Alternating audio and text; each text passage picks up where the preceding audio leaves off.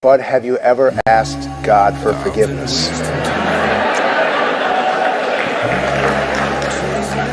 I'm not sure I have. I just go and try and do a better.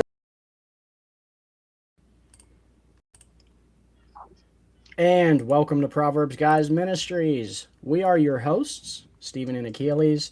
You may know us from the back of the milk carton for missing children. That is us. But no, in all seriousness, thank you for coming to the show. We welcome you. And you may have guessed that tonight we're going to be taking on a different theme. And that theme is, again, idolatry. Now, I know some of you are thinking, wow, you guys really harp on the Republicans and idolatry and are accusing, and you never talk about the left. Well, to be frank with you, that's because the majority of the people on the left who love leftist policies are hell-bound. They know it, and they don't want anything to do with correction. The Republican side, the conservative side, on the other hand, there is a hope because they claim to be God-fearing, they claim to love the Lord, and they claim to hate the things that he hates. That's why we harp on the conservatives, because we believe there's hope for them, and that's the way Achilles and I lean politically. Achilles, did I miss anything? I love that. I love that intro, man. I hope people get it seriously, as things said are not unsaid. So please don't have us repeat that. The left is not even pretending, but because the right is pretending, we're just trying to expose it. They are equally working for the enemy, but one side is hiding it behind the Bible. The other one is not. We're bluntly out there. Like the first term with Trump, I think it was that time that the emails of Clinton came out, and they found emails about them worshiping Satan, or no, it was somebody from her government that said that, and it made it look like you're voting for the Bible or Satan, and that's not the case.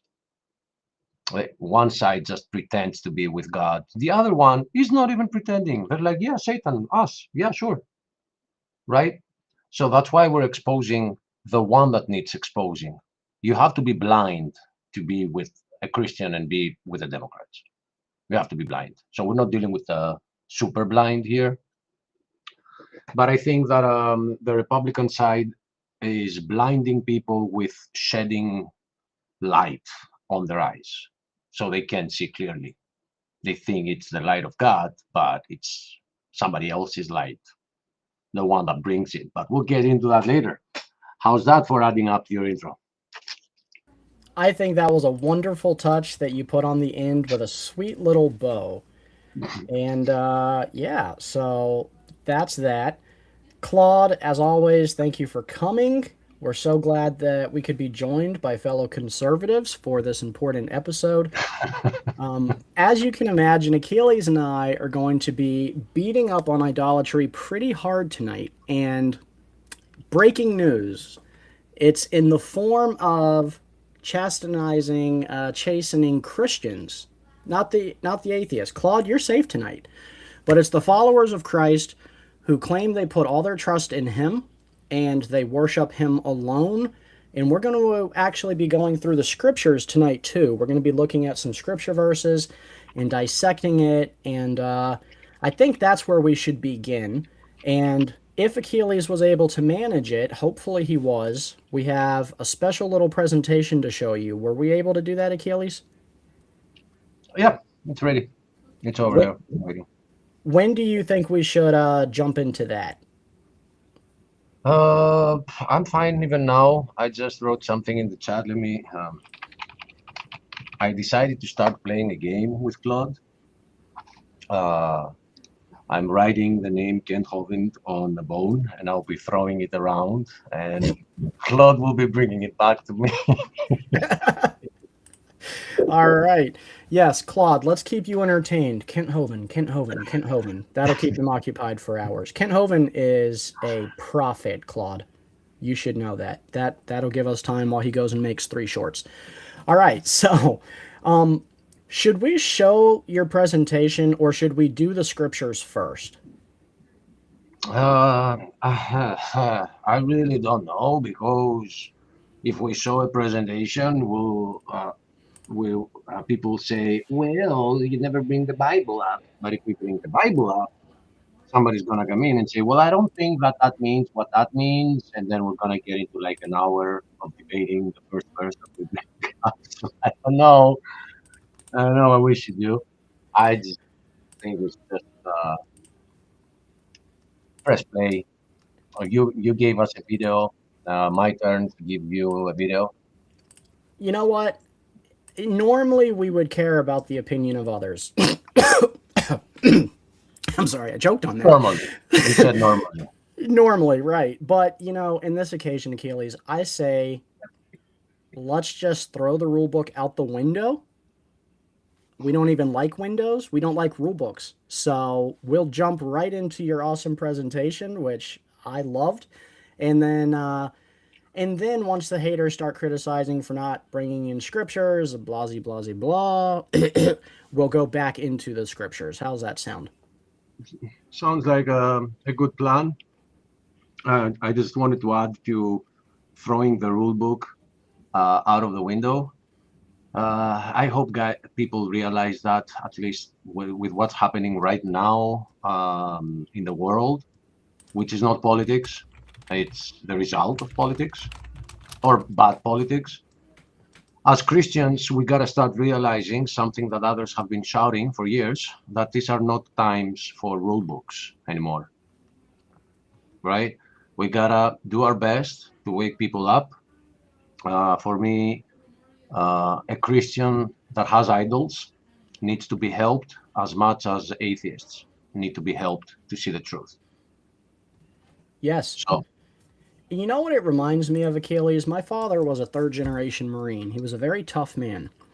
And he would start off by coming in our bedroom every morning and flipping on the light and telling us it's time to get up.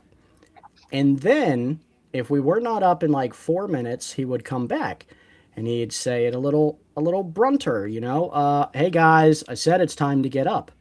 By the third time, you were being woke up with a bucket of water. I watched my brother Buddy get woken up by a bucket of water many, many, many, many times. And I feel like that's where we're at trying to preach about idolatry to Christians. Like we've come in the room, we've flipped on the switch, we told you to wake up, you didn't. We came back again, we got a little bit louder, wake up! No response. So now it's just time for the buckets of water, and we have unlimited buckets of water. Achilles is from Greece. Guess what they're surrounded by? right, Water. salty. Salty water. that's icing on the cake. So let us wash away your tears, and we're going to go ahead and start throwing every bucket at you guys until you get it through your thick skulls that God hates, he hates, he hates idolatry. And as a result of that, Achilles and Stephen and Proverbs Guys Ministries, we also hate idolatry. So, what I'm about to play, please don't get stuck into something like, oh, I don't like this or I don't like that, because I want you to consider it something like a painting that if you focus on like a little detail on the side, yes, you might not like that, but look at the overall thing. So it's a couple of real quick clips that are leading into a music video. So the couple of quick clips, you're gonna see them. I just want to throw it out there before it starts that the head of the state of Israel announced that Jesus Christ is no match for Jeky's Han because Jeky's Han had weapons. So how do you deal with that? I was a shocking statement by itself. And then the very next day, he shut down the Greek Orthodox Church where we receive the Holy Light worldwide. Like literally every year, for those that don't know that, the Holy Light is supposedly given to a priest by God, because there are people, Christians out there, that actually believe that God is sending the fire. I'm not one of those. I have I've seen priests admitting that they're using a lighter, right? It's a blessed lighter, but they're using it. So and then there are airplanes waiting on the airport. The light is being given to the airplane, and it gets transmitted all over the Orthodox nations of the earth. And people are in churches getting blessed by the whole liturgy before the light arrives. And the light arrives, and we pick it up, and we share it with each other, and we take it home. When we take it home, we make a cross on the front doors, okay, beam, I guess. How do you call the head beam of the door? Like it has two beams on the side and one on the top. We call it like the top door frame. Okay, so we have crosses from smoke on our door frames from every year before that, because that's what we do, and we follow what the Israelites did with the lamb, that they were told to mark their doors with the blood of the sacrificed lamb, so the curse would not make it to their house. The curse of the newborn, I think it was that one.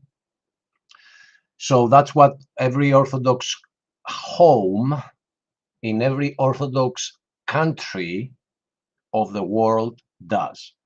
And this year, it looks like it's not going to happen. I don't know if the church will open up, but the only time that they didn't allow us to have that light before was in 2020 during COVID. Like, I don't know, we're going to spread COVID around by getting that light. So so although the video kind of begins with Netanyahu, it's not focused on him. It's like a couple of stuff against Christ. I don't care who you are. I will expose you. I will attack you. So this is, I think, the sixth consecutive year that something major takes place worldwide, jeopardizing Easter. It always starts on the first day of Lent. So you can go back as far as COVID and seeing it happening.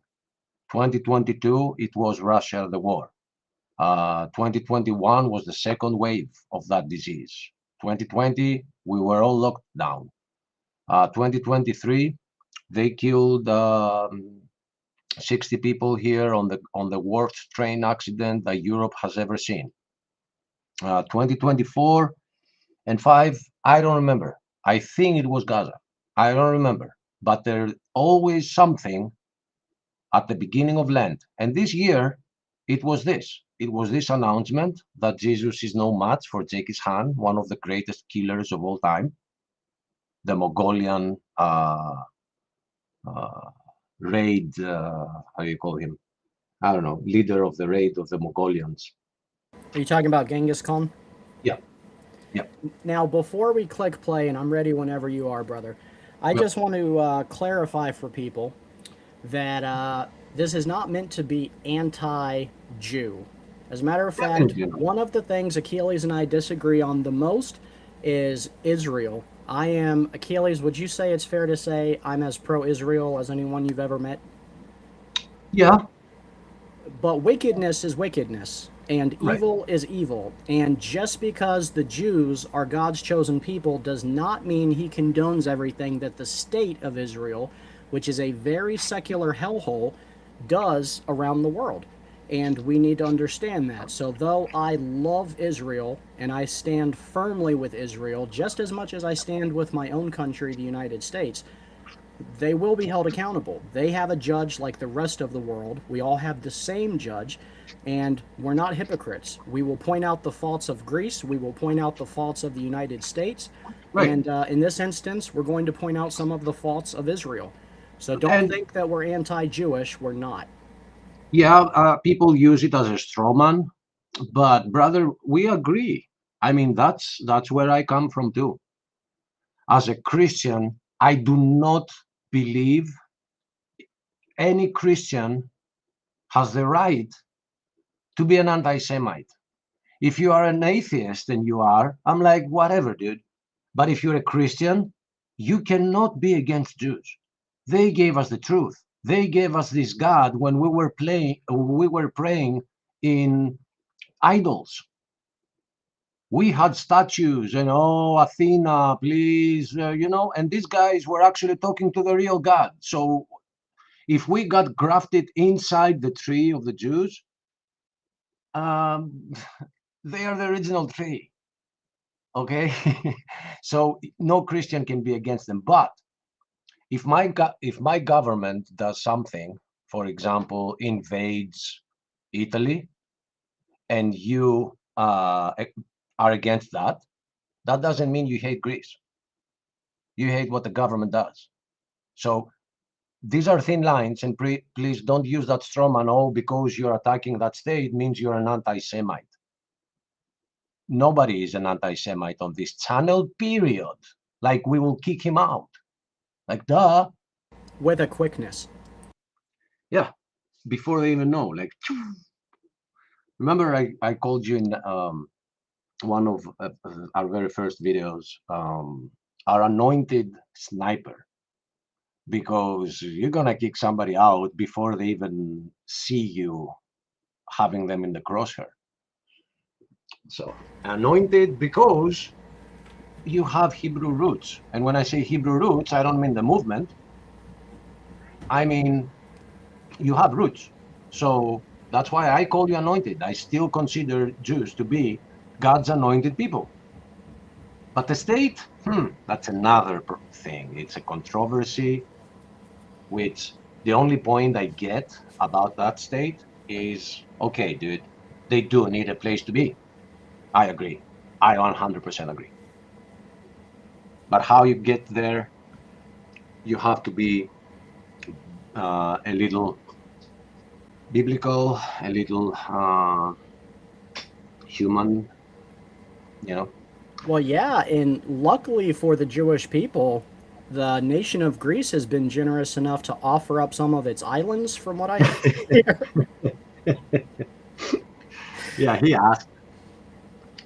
And then in the same statement, they say, okay, it doesn't have to be an island. We can discuss about the mainland as well. And we're like, oh, okay.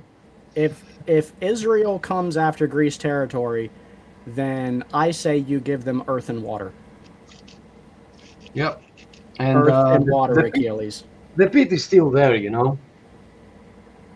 the one that Leonidas was through the messenger down there. Yeah. It's still there. Good. Good. Good to know. Good to know, yeah.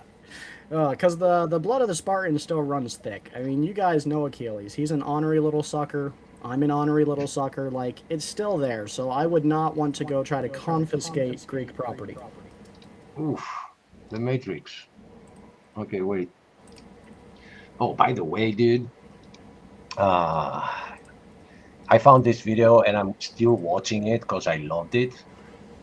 There is one mafia boss surrounded by 20 cops, and they are debating the actions of American police.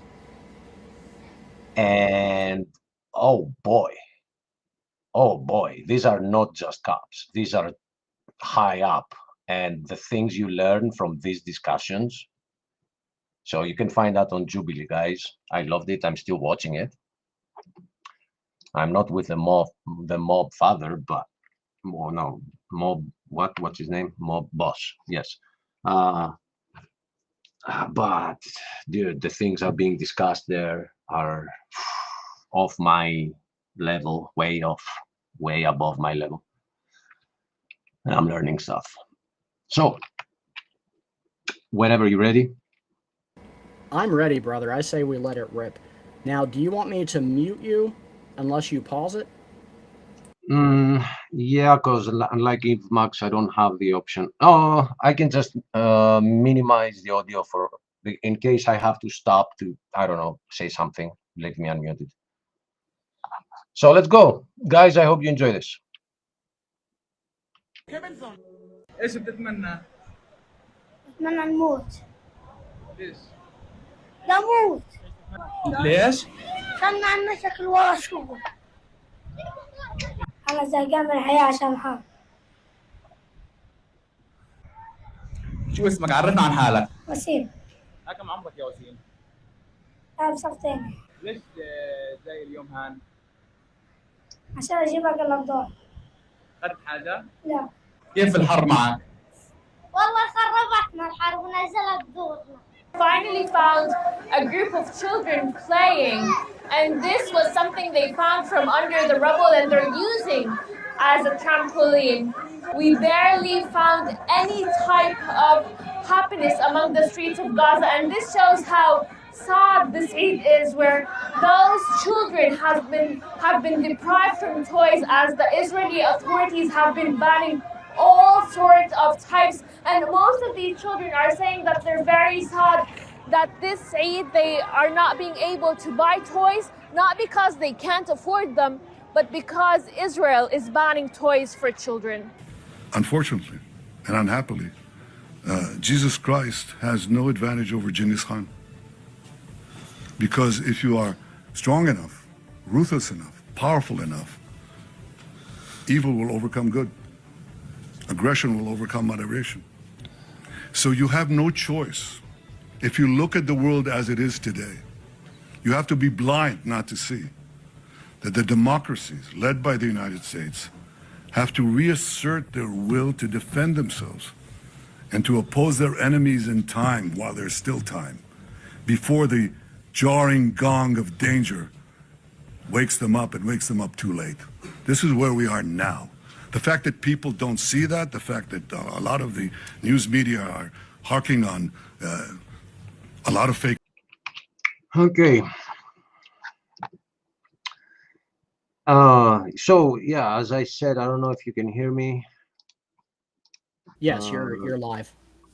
Okay, as I said, so many stuff in this, but before the video escalates to this part, it has a lot of information about some stuff that have been happening and showing how Kushner, who is the right hand and the husband to Trump's wife, relates to the state, and they had agreed to destroy Gaza completely, to make a Riviera, which Trump announced.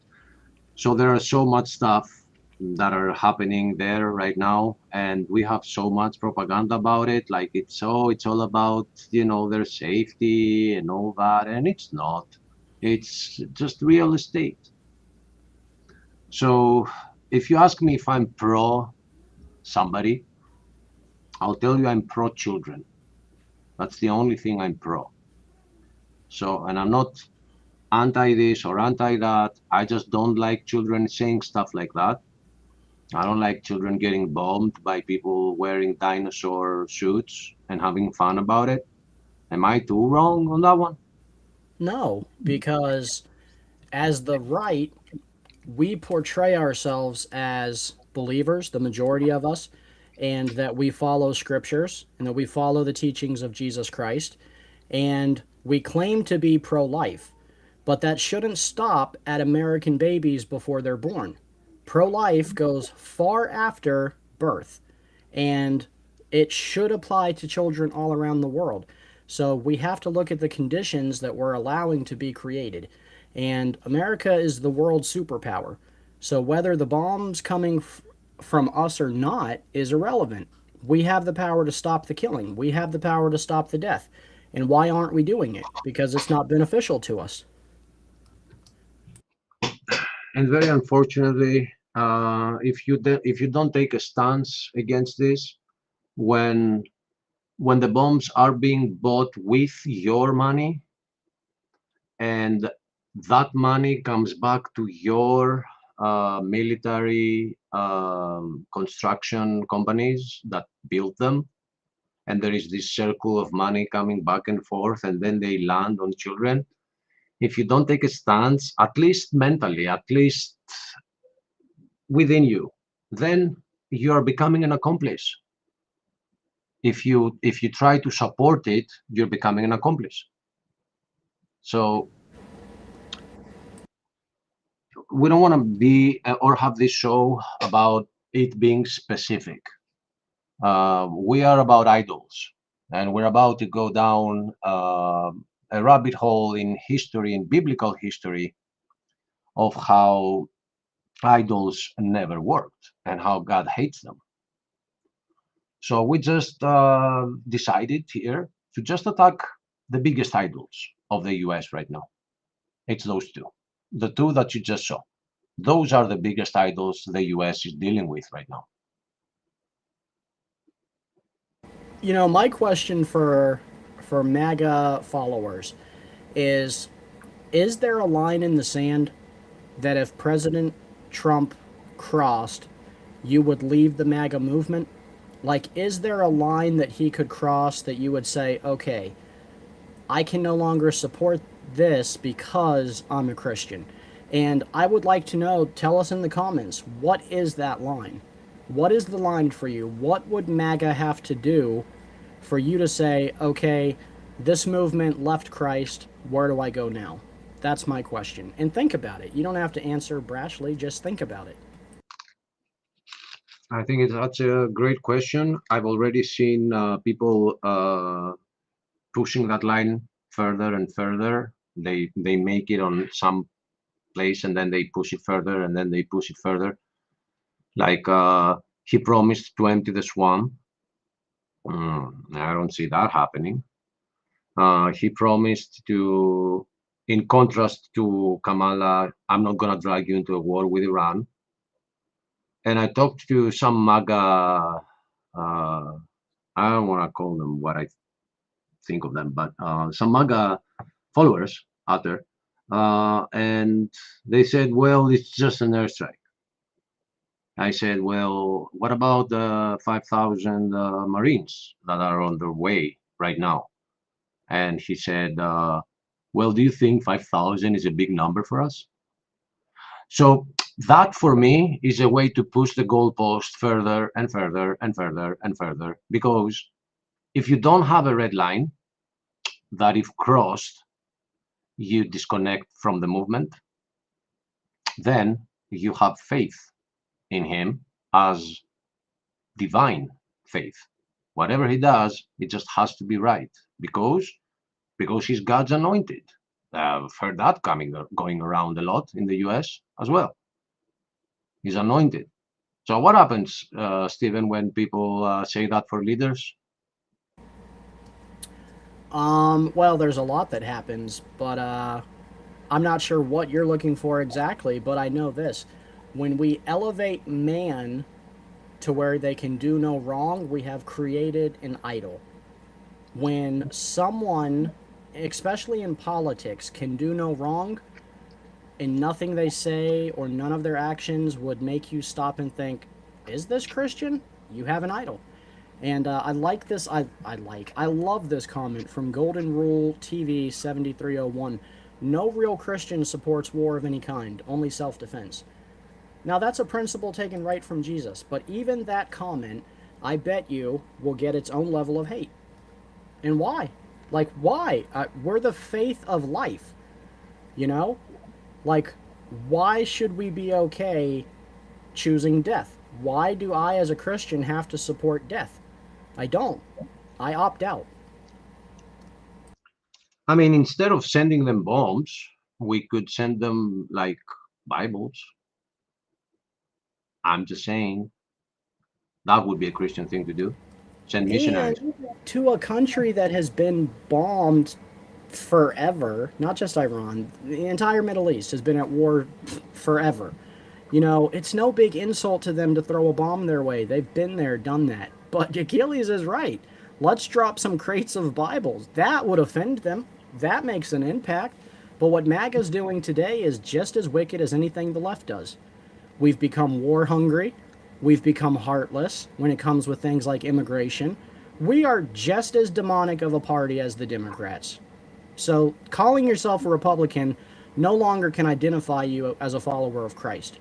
We have to start examining actions. And Republicans, and I was a Republican for a long time, The majority of your MAGA actions do not represent Jesus Christ at all. It's a farce, and you're lying to yourself. You're a liar. I love you, Right. but you're a liar. And because some might say to this that, yeah, but still, you know, we gotta vote and all that. Well, you can make a distinction and say, I am a Christian, and for the time being, I am voting Republican. See the difference there? But even that is a lie, Achilles. You don't have to vote. Guess what? I didn't vote in the last election, and guess what? None of the blood from the Middle East is on Stephen's hands right now. And I Right. refuse to vote again until we have some truly righteous candidates. And guess what? I doubt that will ever happen. Because when you're Mike Huckabee's or your Ben Carson's run for president, they get no media coverage and they go nowhere. You have to be an idol to get somewhere in the presidential elections, period.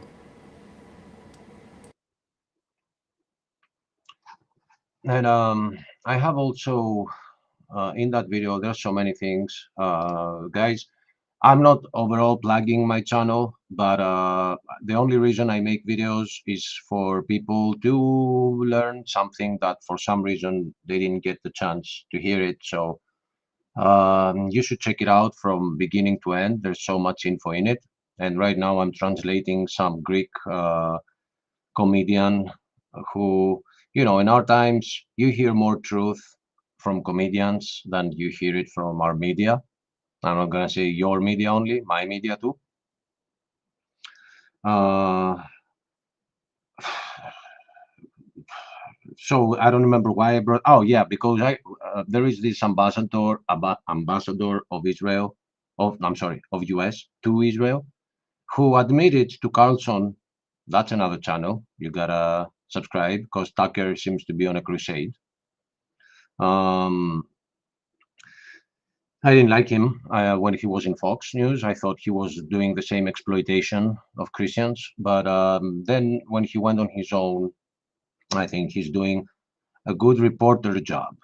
Whether he has his views and his agendas, I don't know. But as a reporter, he's doing reporting. That's what I want from a reporter. I personally hate Tucker Carlson. I hate his philosophy. I think he's an anti Semite, and I can't stand him. But I'm glad you have been able to find some sort of gem in there. He has made a public apology to Israel, not the state, but the people of Israel, for a specific statement he made, because that made him look anti-Semite. Because he said, I didn't know enough, and I said it by meaning it, and I apologize for that. And since then, and actually before that too, the reason people get into that trap is because of the dehumanizing strategies that the state is doing. So they fall in that trap of like hating the people that are voting for that government, let's say. But it's the same thing as saying, because I don't like Trump, I don't like Americans. So anyway, the ambassador of the US, I have a quote of him saying how all the money that the Americans are giving to Israel are coming back to the US by buying all the missiles and all the bombs that they are using. So, And frankly, I'm tired of it. Like, I'm tired of giving bombs to every country around the world to wage war and proxy for us. Like, we have a homeless epidemic here in the country, and let me tell you what, if you want to say that the majority of homeless people, you know, they made a choice, they chose drugs, okay, I don't agree with that statement, but we'll let it pass. But I've driven through Chicago, and I've seen the tent cities under overpasses, and I've seen the kids' toys outside the tents, and that breaks my heart. It breaks my heart that we live in a country that Americans cannot afford to live in anymore, and we have homeless children because we want to build more bombs to send to the Middle East to be used against other children. Shame on you. Shame on every single one of you who voted for that. And may God condemn you harshly. or voted and has not repented from that vote, because I understand how people fell for that when the other side was just saying I'm straight up Satan, you know. I get it how they fell in the trap. I've been trying to warn them through my videos, but I don't have such a reach, you know, to like influence US election. No, and But if you voted for Trump in 2016, I understand. You know, I clearly showed at the beginning of the video in the intro song all my Trump t-shirts and all my Trump MAGA gear that I had. I voted for him in 2016. I campaigned for him. So I fully understand that. Hillary was a demon with legs. But if you're voting for Trump now, if you're supporting him now, I would like to know how you plan on standing before a holy, righteous God and telling him you turned a blind eye to the children that we've bombed. Just go for it. So the U.S. government announced that they won the war, and then they said we just need another 200 billion to finish the job. So here's what 200 billion could have done for you. They could cancel all the medical debt in the US, provide free school lunch for over 18 years, supply food assistance to 42 million Americans for 2 years, because it's not 5 to 10 people that are suffering that they can't eat. It's 42 million brothers and sisters of you that they can't afford food. That's a terrific number. Not terrific, terrible number. Fund childcare for 10 million children for a full year. Issue refunds to Americans for every dollar paid in illegal tariffs. And here's something very hypocritical that I've noticed, which I'm not surprised. When the war started, I'm looking. Oh, by the way, Stephen, do you like that? This war is for God. Gold, oil, drugs. Yeah, that's about accurate, Achilles. I'm looking for another picture here, which will give me a second. No, it's not here. Yeah, you know, I don't know what to show from the stuff that are here.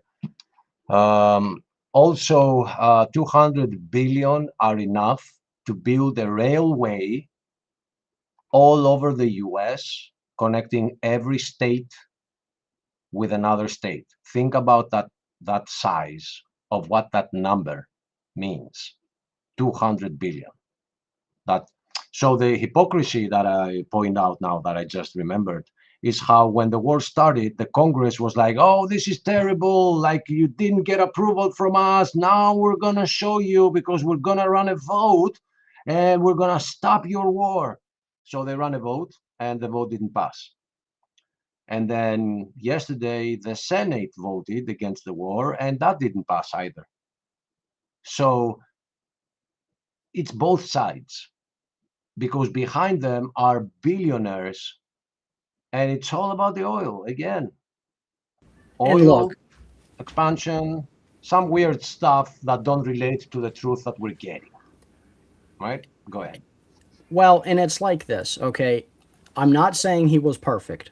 Far from it. But Ronald Reagan is one of the very best presidents in recent history.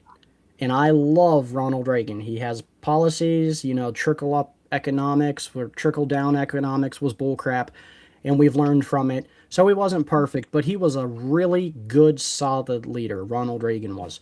But he said something, and it really helped him win one of his elections. He said, are you better off today than you were 4 years ago? So I would like to ask America, are you better off than you were 4 years ago? Because the price of housing has gone up. The cost of food has gone up. The price of gas has gone up. The amount of wars we're involved in has gone up. If you believe in your heart as MAGA that you're better off today than you were 4 years ago, put in the comment section why. I would like to know exactly what's better about today than it was 4 years ago. Answer that for me. Is my screen shared? Yes, it is. Thank you, Aiden, for this. So this is from Newswire. It's from the US. Nobody can say, oh, you picked that up from Al Jazeera, because that's the previous one that we showed was Al Jazeera. So people are desperately trying to find strawmans to attack, you know, when it's not about who says it, it's about how much truth exists in the statement, no matter who says it. So here's one from the US. And it says that this you can actually do with 200 billion. You can find these rail projects that connect all of the US. Like, can you consider what an amount we're talking about? 200 billion. We're talking about $1,000 million. And thanks, Aiden, for this. So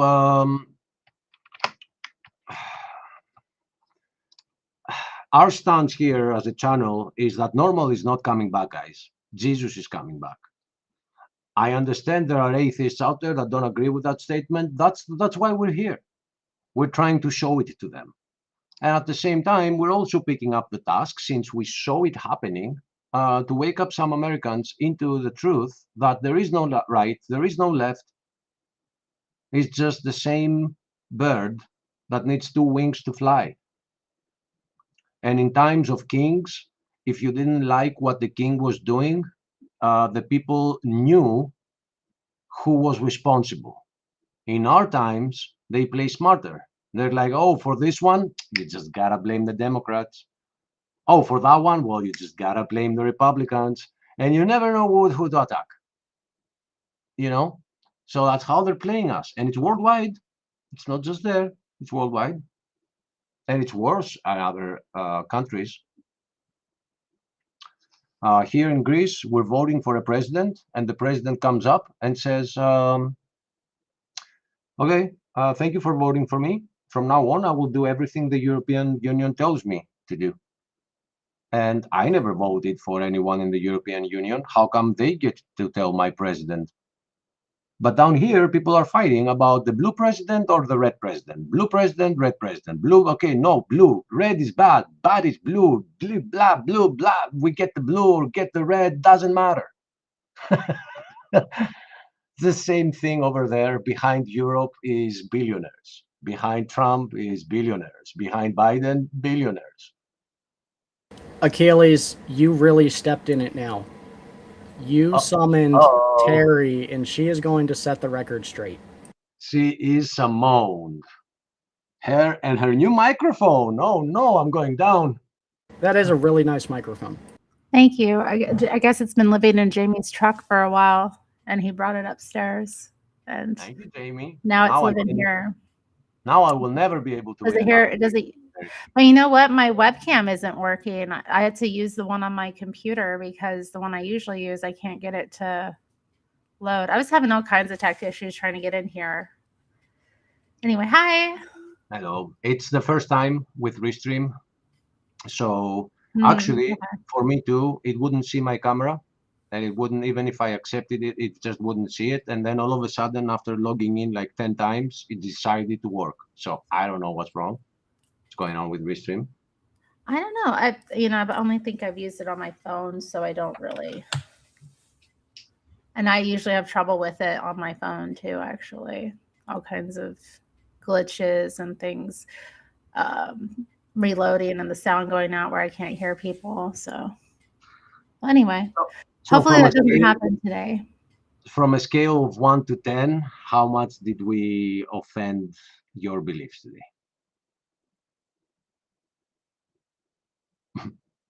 You're muted. Yeah, I just muted. Offended my beliefs.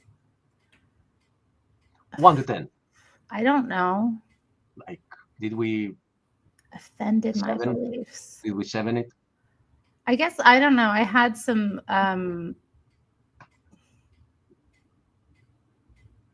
reservations and differences of opinion. Of course. I don't know that I was honest, that there was a scale of offense I was taking. Oh, that's good. I'm glad. I don't know what a lot of what you're talking about is, or what you mean by what you're saying sometimes. Because Stephen kept mentioning like a MAGA event, MAGA rally. I'm like, what exactly is MAGA? What do you mean by that? And what would get somebody labeled MAGA? The hat.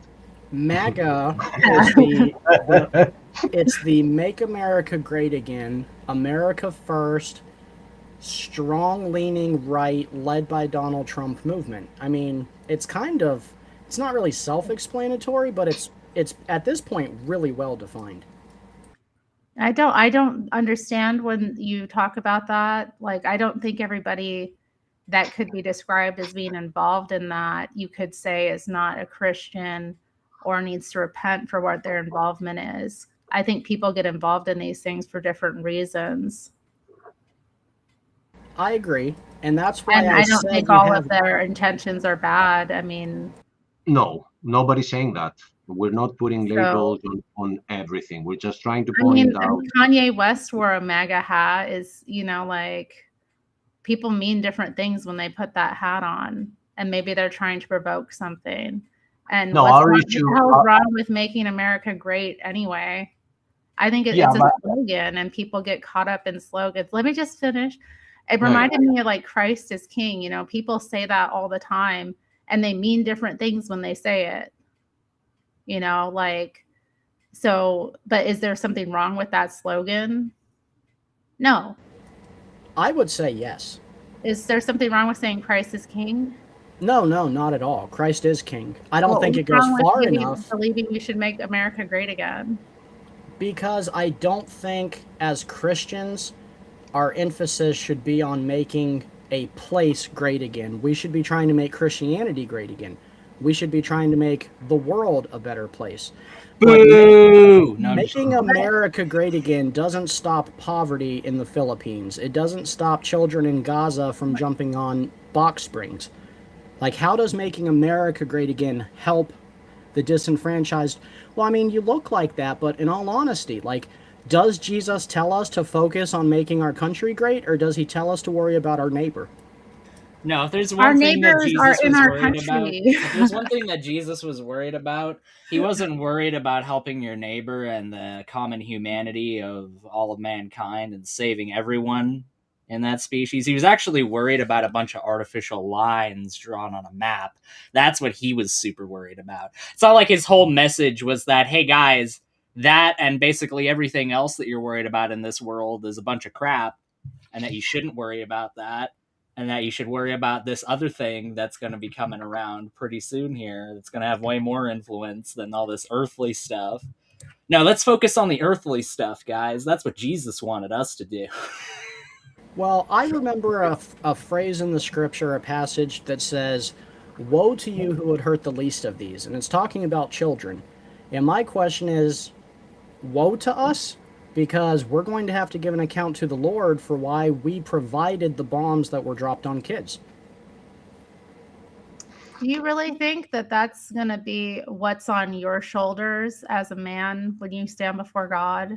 The fact that 1,000%. your government, people that you didn't even elect half the time, dropped bombs in a country you've never been to is going to be what's on your shoulders when you're standing before God and giving account of It your can. sin? It You think that's can. going to be at the top? I mean, come on. No, It not me. can. Okay, no, wait. I have a counter This is my question. problem. This is I my have a counter problem with this question. line of thinking. We are called to be good citizens as Christians. That, for a lot of people, means being civically involved. And I would defend Christians that vote Democrat, Republican, for third parties if they're coming at it from a point of, I'm doing this as a citizen. I'm being involved as a citizen in my local community in the process of voting. I'm investing in the place that God has put me to the best of my ability. Like, So to ask you another question in exchange, Jamie's then. coming in. Oh dear. Okay. At what level would you absolve someone of responsibility for those things? Would be my counter question. Where is the line between somebody that has done wrongdoing and will have to stand before God for that wrongdoing, for the bombing of those children, and the line where that no longer is the case? What is the line that separates those two things? I want to pick up the answer because that answer that I have, I think, also responds to Terry on her question. So one stone, two birds. My response is that if you don't go out supporting it, then it's not on your shoulders. But if you, because he's right, we can't control the politicians, right? They will never listen to me and you, Aiden, and I Terry. They disagree. will never do. I disagree. We control the politicians. We have control every 2 and 4 We years. the people, baby. If we You just really said that you didn't, don't if vote, we really so what are you didn't, even talking about? We the No, people. I Popular didn't- sovereignty, baby. Popular sovereignty. I didn't vote in the last election because I'm not, as a Christian, going to vote for far left policies, and I'm not, as a Christian, going to vote for a narcissist who thinks we should drop bombs everywhere around the world to assert our dominance. What Is about the that only is thing we were Christ-like? voting for? That's not the only thing we were voting for. Then You we could should have vote against those abstained liberal because policies. no, You know, because that's- along with that's what lower you can do taxes, we locally. voted along with voting for lower taxes, we voted for dropping bombs. So we decided that cushion in our pockets was worth the death of children. So yes, I do think we are to blame. What a bunch of emotional nonsense. Especially when you take into account.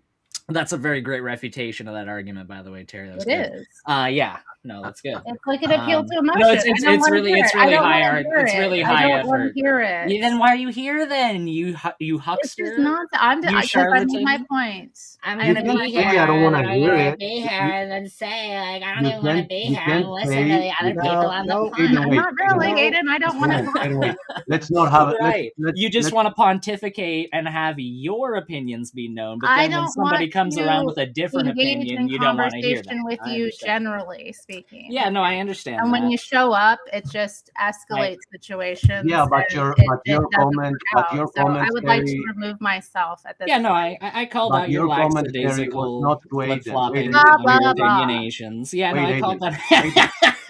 that. That was a good Stay triggered, excuse. Terry.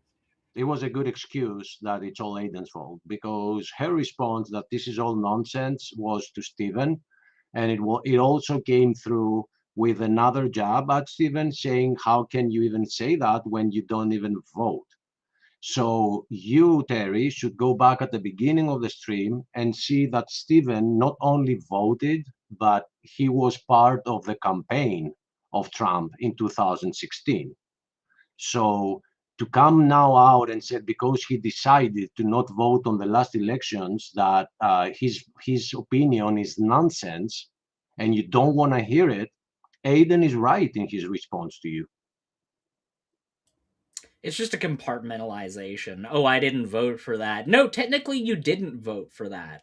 You didn't, because the guy that you voted for said that there was going to be no new wars. He said that there wasn't going to be a resumption of these conflicts, and if anything, there was going to be a tamping down in American aggression on the international stage. I'm glad somebody else remembers this, Aiden, because I just, I was thinking for the past couple of weeks, I was thinking that I'm the only one that heard that.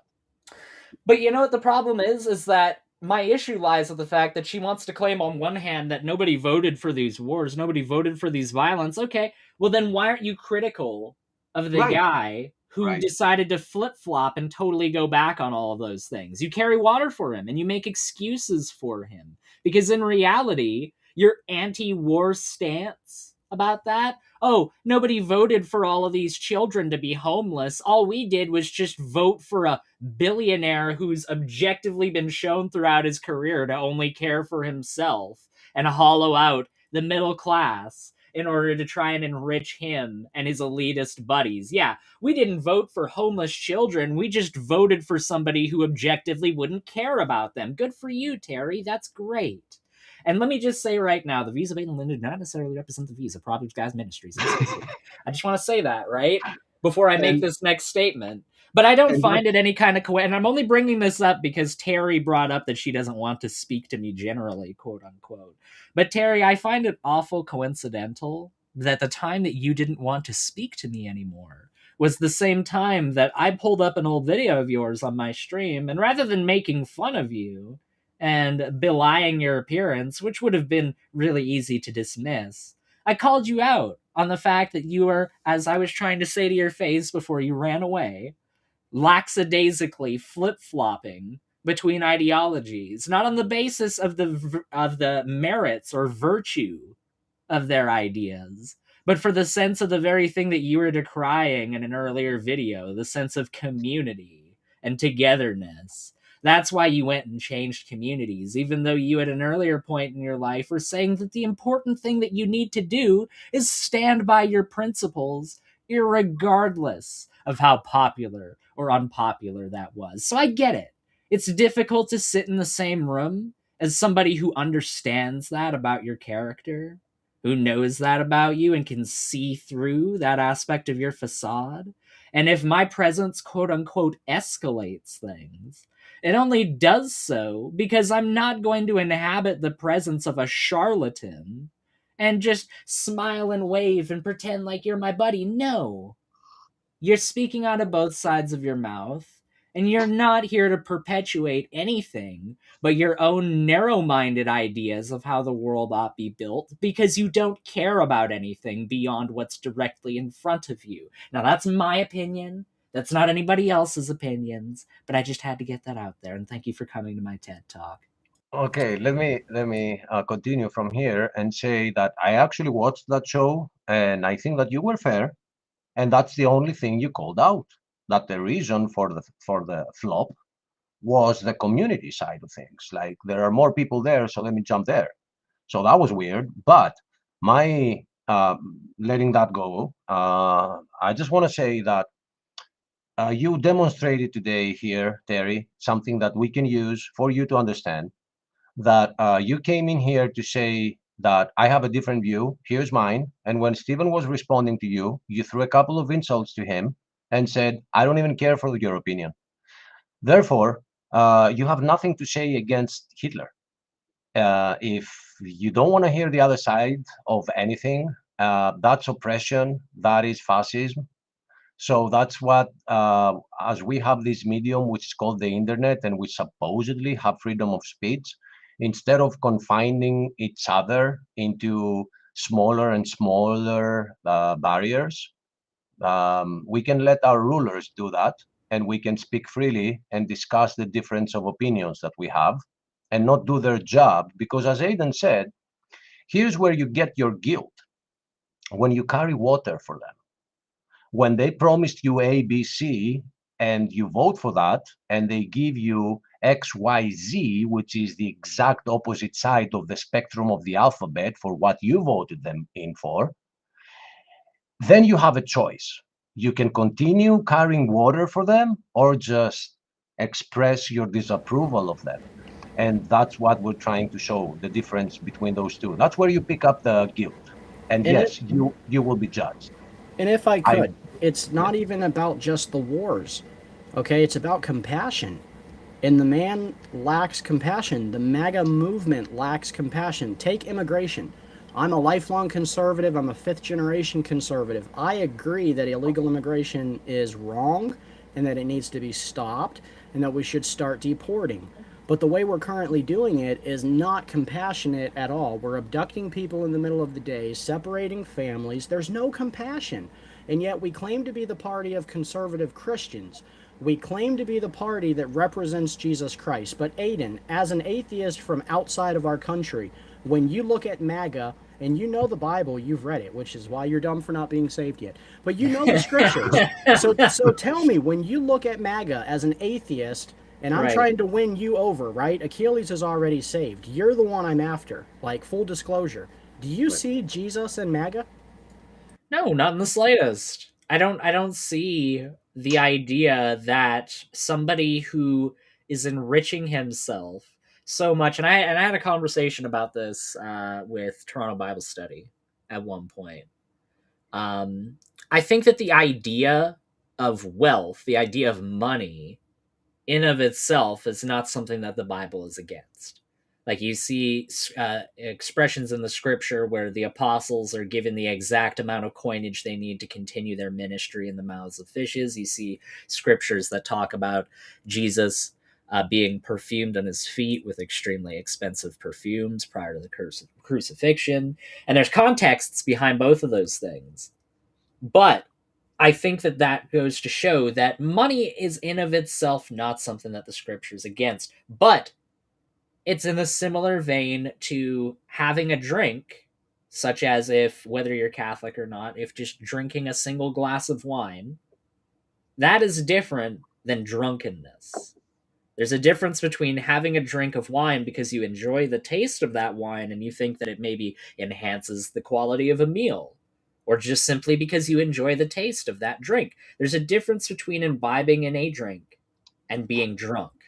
And there is a difference between having a little bit of money in your bank account and having such an exorbitant amount of money in your bank account that you can't possibly hope to even spend that money in your lifetime reasonably. And the person that is at the head of the MAGA movement, which, let's face it, the MAGA movement is a cult of personality based movement centered primarily around one individual, that being Donald John Trump. What we find is that he is one of those people.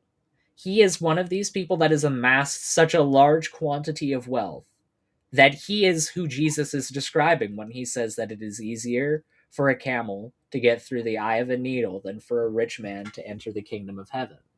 When he's talking about richness, when he's talking about wealth, in my opinion, he is speaking about a level of means that's well outside of just having a little bit of money. Nobody's against people that have a little bit of money. You know, me and Achilles have talked about it before as well. I think that it's possible for somebody to make $1 million and have not harmed a single person in their life. They didn't screw anybody over. They didn't do anything wrong to hurt those people. They didn't do any of that. And yet, I don't think that's possible for $1 billion, because the order of magnitude that exists between those two things is just so different. So I don't think anybody on this panel is against somebody having a bit of money. But I think that people are against somebody having so much money that by necessity of making that money, you had to take that money away and screw over countless other people in the process in order to get it. That's not biblical.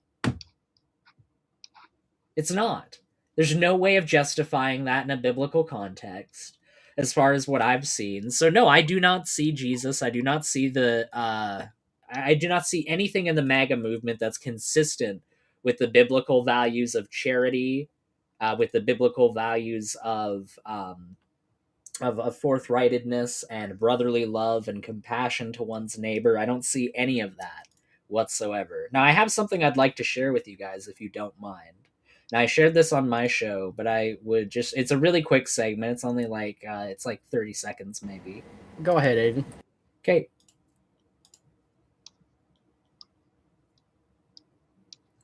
Stephen, bring it up. Briefly, there's no cussing, right? No, there's no cussing or anything like that at all. All right. So, to answer Terry's question, and I'm going to put it on mute now. But to answer your question, Terry, when you say, are you going to have to stand before some divine judge and account for everything that ends up happening under this administration? All I have to say is that while you're not the person doing these things, if you look at what's happening here and you say or do nothing whatsoever in order to try and attempt to stop this from happening, then yes, I do think while you're not going to have the same level of accountability as the people doing these horrible things in these clips, that doesn't mean that you won't have any at all. And I wanna throw something else in there that I heard. First off, I think it's very important to focus on that specific question that happened, and Aiden gave a very good counter question to that, is whether we will be judged for the deeds of the leaders of their countries. And the answer, or the counter question of Aiden was, where do you draw the line of what responsibility falls in your hands? Notice she never had an answer to that either. Right. But I think that it is obvious that if you carry water for them, then you become an accomplice. All you got to do is just say, I don't longer support them. Not that I'm supporting the others. So what do I do? This is when you arrive where we are right now. As Christians, we're like, nobody represents me. I'm just waiting on Jesus. Now, I don't expect atheists to say the same, but I, as a Christian, have, and Stephen has. So I made something real quick here for the other point that was made, that as a Christian, our sister here said, I am called to be a good neighbor to my neighbors. So I just want to ask that question here to Stephen and to Aiden, that are the two guys here. I mean, in our group here, it's just the three of us right now. From the left side and the right side, which one is the neighbor that Jesus was referring to when he said, love your neighbor as yourself? Is it A, the neighbor that you're having a barbecue with, or the pictures on the right? I mean, it's a question, in my opinion, at that point, of who out of that two group of people would benefit from the same amount of love. Because if I'm kind nice. to somebody at a barbecue, if I share a piece of food with somebody at a barbecue, they might offhandedly be like, oh, that was a nice gesture. But if I shared a piece of food with somebody on the right there, they're going to remember that for the rest of their lives. And I think that says everything it needs to. And they will have a life so they can remember it. Well, that's exactly the thing. Like, I'm not saying that because it's about me. It could be anybody. It could be Steven that's handing it off. It could be anybody whatsoever. The person doing it is not what matters. It's the gesture and who the gesture is being applied towards. Those are the things that are penultimately of concern to me in that example. And yeah, if you can do with a small act of compassion an action that changes somebody's life fundamentally for the better and gives them an opportunity to carry that life forward, how can you possibly tell me in any kind of good faith that that is not on some level better than just handing your neighbor at the local barbecue an extra hot dog? But guys, don't you remember when Jesus told the young rich ruler to sell everything that you have and give it to other middle-class Americans? Like, doesn't that ring a bell with you guys? It's true. That's true. And like I said before, you know, he was really concerned with all these different countries when everyone was like, Jesus, you're gonna overthrow the Romans. What did Jesus say? He was like, yeah, that's what I'm gonna do. It's not like, you know what the funny thing is that when you actually look, and this is something that fascinates me about Jesus just as a historical figure. When you look at any other messianic figure that existed contemporary to that time, and especially contemporary to that region, every single other supposed messianic figure, their whole motif was, I'm going to overthrow the Romans and I'm going to create a new state of Israel for us. I'm going to do it violently and we're going to win because we have God's favor. That was the motif of every single other person who claimed to be the Messiah at that point. Jesus is the only one that you find at that point in history who says, no, I'm not here to do that. You know what's very interesting in that I just keep popping in my head because you said that, is that Barabbas was one of those. He was one who had rebelled against the Roman Empire, and the Jews of the time chose him. Correct. Right? Stephen, I just had something, but I lost it. So, Stephen. You're right back, guys. Okay. Yeah, I just keep going back to Terry's question about, you know, are we to blame for politicians doing whatever they want? And in Americans' case, my answer is yes. So, okay, if you're born in North Korea, I really doubt God's going to put any blame on you, because if you try to vote another way, you're going to meet Jesus sooner, if you know what I mean. So, yeah, they're probably guiltless. But in a country like the United States, where we have, I'm doing air quotes, free and open elections every 2 years, we do have blame on our hands. And Jesus tells us to give to the unfortunate. Do you want to know who the unfortunate is? It's just about every single person we have bombed in the past 80 years. Like, let's pull it up on a map and go over it, and you will see a pattern of poor countries that we have bombed. Now, we're supposed to be sending them bread and Bibles, but instead we send them, nuclear waste. No big deal. Depleted uranium. Hey, here's some uranium for you. Oh, we're gonna start our own power plant? No, we just started in front of the bombs that we're shooting, so you can never grow anything again in the country that we're bombing. Now, I Am Batman has joined us. Welcome. You can go ahead and give us your opinion. We want to know why MAGA hates kids. I'm kidding. I just like to dislike Dean's appearance on this live stream, first and foremost. Revenge. That's right. Is being sought after here. Yeah, I'm not disliking the live stream. It's like when Napoleon came back for 100 days, and instead of declaring war on France, they declared war on Napoleon personally. That's what I'm doing. I'm not disliking the stream. I'm disliking Dean's appearance on the stream. Okay, at least you're keeping brother Stephen out of the crosshairs there. He's just hiding. He's hiding with authority. He knows what he's doing. That's what I typically do. I'm well known for doing that. So the topic is when Christians worship politicians.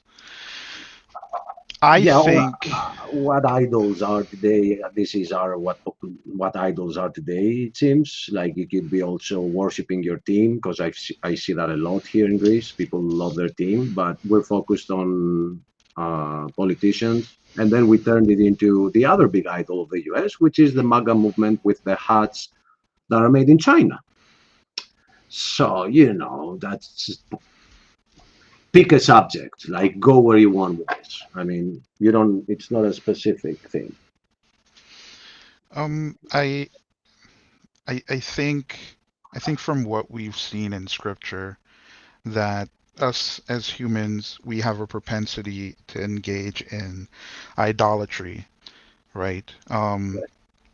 Even if we hear God's voice, even if he smacks us with a plague, or he shows up as a man or as a pillar of fire, or burning, incinerating smoke around a mountain, or an angel, or as a normal man that dies on a cloud. We tend to kind of stray towards idolatry, and what we turn into idols is going to change a lot of the times. In this case, I think that many Christians, they tend to put political beliefs and affiliations over everything else. And you can look at someone and says, they're idolizing Trump or whatever. But what you don't understand is that Trump is a visual representation of a particular ideology, a political one at that exists within our country. So it's not necessarily about idolizing politicians. It's ultimately idolizing a particular political belief. Now, in my opinion, I think political affiliations, if you're a Christian, leads to you trying to serve two masters. Mm-hmm. Right? And when Jesus said that you will hate, you would love one and hate the other, he's not using hate as in, having hatred. He's saying that you will show preference for one over the other. And so if it's a situation where you're a Christian and you support actively or passively ideas that are antithetical to the teachings of your Lord and Savior, your God, then you're not serving him as your master. You're putting whatever political ideologies ahead of him. I am acutely aware that a lot of people they are of the faith because they use it as a cloak of righteousness, not necessarily that they want the Lord to make them righteous. Because if it's a situation where you want to be righteous, your heart would remain a heart that is made of flesh. And you wouldn't support any ideas or activities that are destructive in nature, especially destructive when it comes to children and widows and Gotta hop immigrants. off, guys. Have a good one. All right. Take care, Thanks, Aiden. Aiden. Thanks for dropping by, Aiden. Yeah, I'm gonna stop right there for now, I guess. I think that is a very important point that people need to understand. That if you bring up at the throne, you take out the commandments of Jesus and what he was overall talking about, and another world, not this one, and you take that off and you put on anything of this world, then you're falling in that trap that Batman is trying to show you. You can't have two masters. That verse was also about money. Was especially about money, but Odin, I am Batman, is also putting everything in the place of where money is in that verse, and he's saying that if you idolize that, then you are not idolizing the true idol that should be Jesus Christ. So the way we fall for that is we sacrifice some of the things he asked us to do because some political party wears that robe of righteousness that I am Batman very well said, and they pretend to be Christians, and then, hey, I'm a Christian because I write the word Christian on every single bullet in this weapon that I'm going to use to shoot children. That doesn't make them Christian. Not shooting the children would make them Christian. So if you endorse what they do, you're letting go of your ideals, your Christian ideals, and yes, we will be judged for that as well. We will not only be judged on how we treated uh, the thing around us, whatever it is, our neighbor next door, but our neighbors all over the world, those that need us, that need to hear the gospel, to have food, to have a shelter, so they can actually focus on the gospel. Well, and let's take MAGA. Make America Great Again, okay? At face value, there doesn't seem to be anything wrong with that. Who doesn't want their country to be great? Like, let's be realistic. But what do we mean? Do we mean let's make America the superpower again? Because we're still the superpower. Do we mean let's let America be one of the largest in the world? Because we already have that too. We're not the largest, but we're up there. You can fit all of England in the state of Florida. You can fit a lot of Europe in the state of Texas. So what we're really saying when we say make America great again, we're saying make America richer and make America prosperous, and neither of those things are aligned with the values of a Christian. God does not care about how rich America is. And as a matter of fact, it's by his grace that we've been so wealthy for so long and we fumbled it. So I say down with MAGA. How about make America Christian again? Make America seek God again. MAGA, make America godly again. Oh, make America godly again. Thank you, Chris. Amen. And I've seen a hat out there by a channel, you guys probably know him, Marcus Rogers on YouTube. He made the hat, Make America Born Again. How's that? I want to share something interesting about this thing about idolatry. I actually engaged in a debate with another Christian, and they were, well, he was a new Christian. He was talking about um, worshiping as a means to appease the Lord, right? And by appeasing the Lord, this is how you get into heaven, right? Now, obviously, if you've gone past drinking milk, right, you know that's not the case, right? The Lord doesn't need our appeasement. He doesn't need anything from us, right? But what he wants from us is that he wants us to be in a loving covenant relationship with him, and that is expressed through how through loving our neighbors as ourselves, simply put.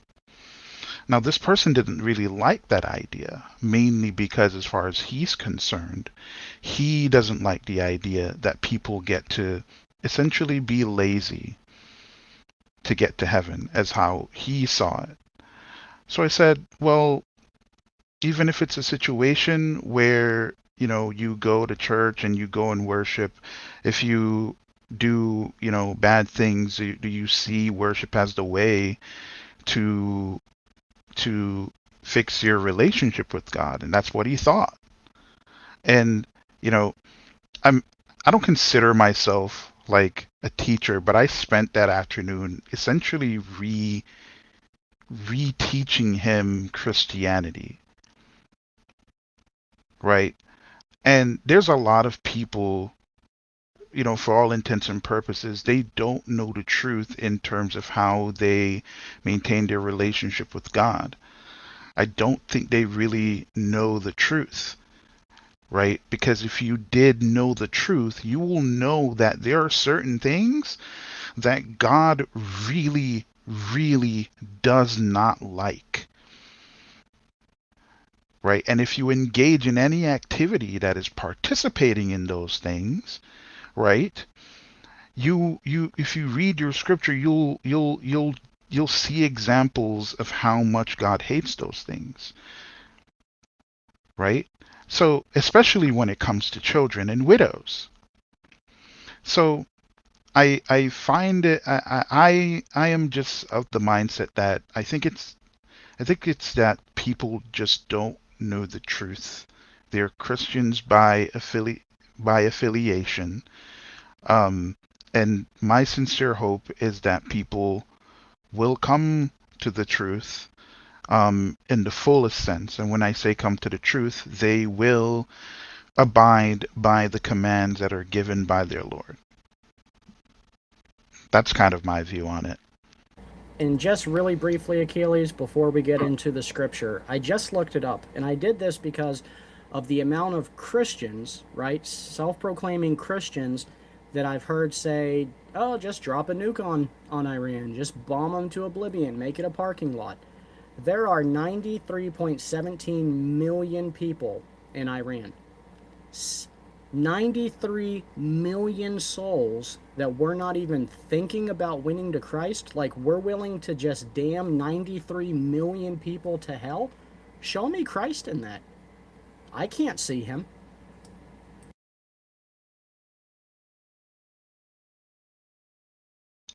Ain't no Christ in there, buddy. Oh, yeah, I was muted. Yeah, I don't know what to respond to a statement like that. Not what you responded to it, but to people that are saying that. But I do want you guys, Americans, to realize that a state, a country that is as big as Europe, and it has 93 million people ready to die for their cause, this is not going to be easy.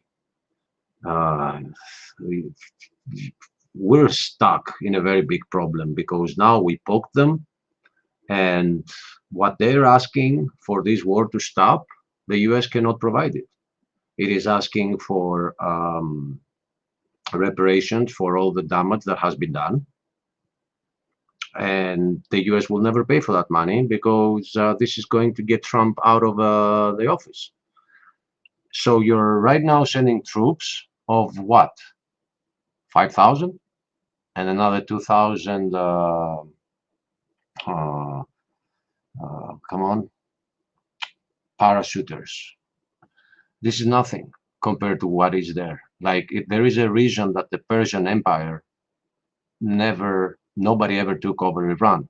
There is a reason, and they've been training for this, and this is it. I mean, if Trump doesn't just pull back and stop this, there's not going to be stopping in the future. How can you force them to stop when he decides to call it quits? So back to our subject, though. The thing is that a lot of Christians today only consider idolatry to be having a golden calf. That's it. Like it used to be in the old times. No, things have changed. Now idolatry is all over the place, and you can idolize anything you put above your ideals that come from the Bible. It is an idol. So I hear people chanting for their teams, chants that if I am to translate, they say something like, my team is my religion. Okay, that's an idol. So that's why we're attacking MAGA. That's all. Because first off, from the left side, from the Democrat side, we never, nobody's idolizing. I mean, and even if they do, they're atheists. So we understand how it is normal for them. But for a Christian to do it, we have to ring the bell here and let you know that that's yet another idol. I brought up one verse here, but from the verses that Stephen brought up, for what I'm talking about right now, this one looks more, what is this, New Century Version? What? I'm sorry for this version, but I love how God tells to the ruler of Tyre that because you are proud, you say, I am God. So you don't hear a ruler today saying, I am God. But if you have a ruler that you think that he cannot make mistakes, you are actually saying he's God or he's God's anointed. That's the only person that would not make mistakes. And guess what? We've only had one of those, and it was Jesus Christ, at least in the new times, New Testament. There is nobody else that is anointed and never mistaken. That's what Christ means. It means to have the chrism, to be anointed. So the verse continues, and Ezekiel is telling the ruler of Tyre, you think you are as wise as a god, but you are a human, not a god. And I have a bunch of quotes here. The first one Stephen played is having a supposed Christian who is ruling a nation right now saying, I don't see a need to repent of anything. When I make a mistake, I just try to fix it. I don't bring God in that equation. As a Christian, this should blow your mind. No Christian, you're not a Christian if you're saying that. That's the whole thing of Christianity is repentance. We are all sinners. And I'll add, this brings us no joy. Like, we get no joy out of having to do this. Our typical streams as of lately have been averaging around 15 consecutive viewers at once. Tonight, we've been jumping between 2 and 4. And that shows you the heart condition of Christians when you start smacking around their idols. And that to me is sad. So we don't benefit from doing these shows. It hurts us in the algorithm. These shows hurt us in our own community. But Achilles and I and Batman here are not willing to just swallow the pill and take the bad with the good. I want to stand before God with as clear of a conscience as I can. And the only way I can do that is by kicking down these idols. And that's the task that God has given Achilles and I, and we'll do that until the day we die.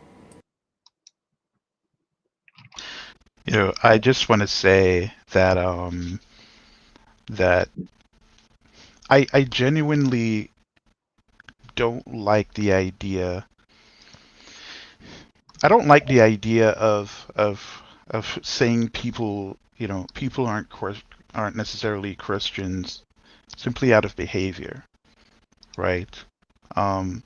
What I like to say, what I like to do is to I think the better approach is to call them to Christ in regards to making in, in regards to listening to the Holy Spirit, right?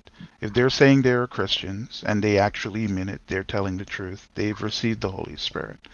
And so it's a situation where it's clear that they aren't listening to the Spirit. So my call is to get them to come back to the Lord by letting All the right. Holy Spirit work on their heart. And listen, I'm not against warning scriptures, right? Um, Hebrews chapter 10, um, Matthew 20, 24 and 25, right? Those scriptures are about believers and believers of a particular mindset, right? And the Lord has made distinctions in Matthew 24 and 25 about the different types of believers. And sure, a lot of Christians, right, fellow brothers and sisters, will look at some of those parables and say, well, they're not, they're talking about, people who are, who aren't saved, and no, no. In each parable from the end of Matthew chapter 24 to all the way to the end of Matthew chapter 25, it's always a servant master relationship context. And the only distinction between the servants are the servants who are obedient and the servants who are not. But the Lord made clear at the end of Matthew 25, what happens to servants who are disobedient. Achilles, can you pull up? I love this this giant Oh, statue. dude. But can you pull up that scripture again? Because I want to just make some parallels. The one about Nebuchadnezzar. Yes. So Nebuchadnezzar, the king, made an image of gold, whose height was 60 cubits and its width 6 cubits. He set it up in the plain of Dora, in the province of Babylon, and King Nebuchadnezzar sent word to gather together the satraps and the administrators, the governors and the counselors, and the treasurers, the judges, the magistrates, and all the officials of the princes, to come to the dedication of the image of the king Nebuchadnezzar had set up. So I want to just point out that idolatry has changed over the years. So yeah, we may not have an actual golden statue standing up that we're told to bow down to. But when a particular person walks on stage and you hear, and I'm proud to be an American, where at least I know I'm free, you start screaming and hoopering and hollering out of worship. That's what idolatry looks like in 2006. 26, but yes. 26, yeah. It was the same in 2006. It looked the same. But yeah, but we've made it to a point now where when this happened, this is where the distinction started happening between the MAGA movement and Christians, because true Christians saw this image and they received that verse in their minds and said, no, I'm going to stand against this. But the MAGA idolaters ignored this picture, like what Nebuchadnezzar did never happened. So are you a Christian or are you a MAGA follower? And I love what Stephen said, making America great again. That's not a Christian message by itself. But I get how people fall in that trap, because the US, because of billionaires like this, is suffering. And I have a lot of American friends, and I see how they're suffering. Like, the US is turning into almost like a third world country right now. Like, no other country has such a population of homelessness, of drugs, the epidemic that it has right now. No other country has maps to avoid shit on the roads. All right. There are cities in the US that you have to visit a map so you don't walk into the streets that people are taking a dump on.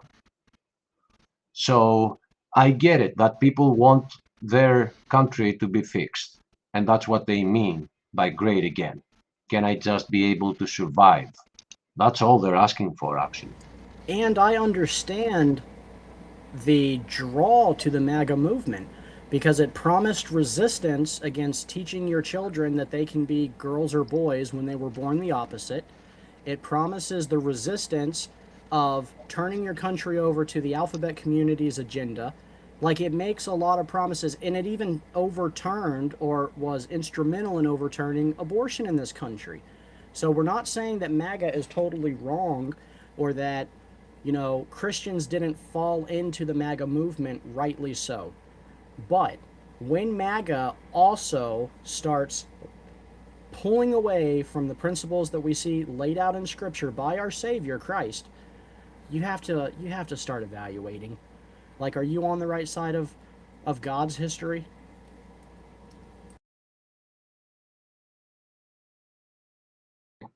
Very well said. I need 1 minute. 5 feed dogs. Be right back. All right. So what do you got for us, Batman?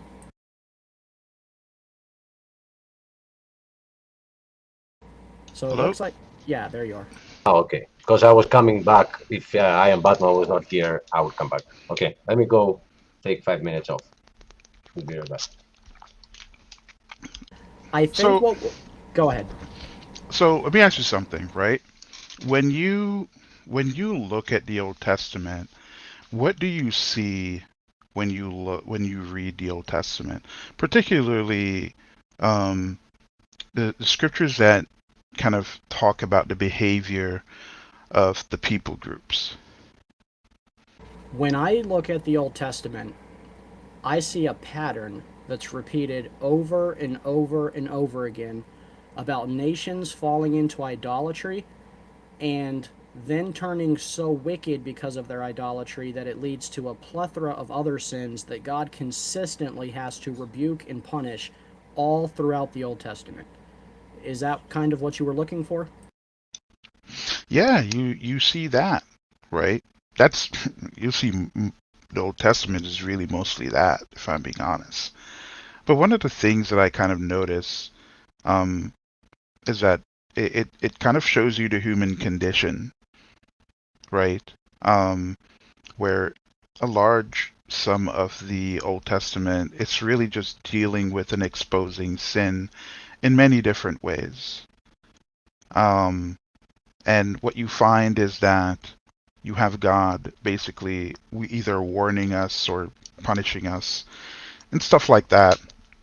But one of the things that you'll also see is that people who are of a righteous nature pretty much almost always getting the shaft, right? When they say they killed the prophets, it's not like a thing that, where it's like one or two prophets were killed.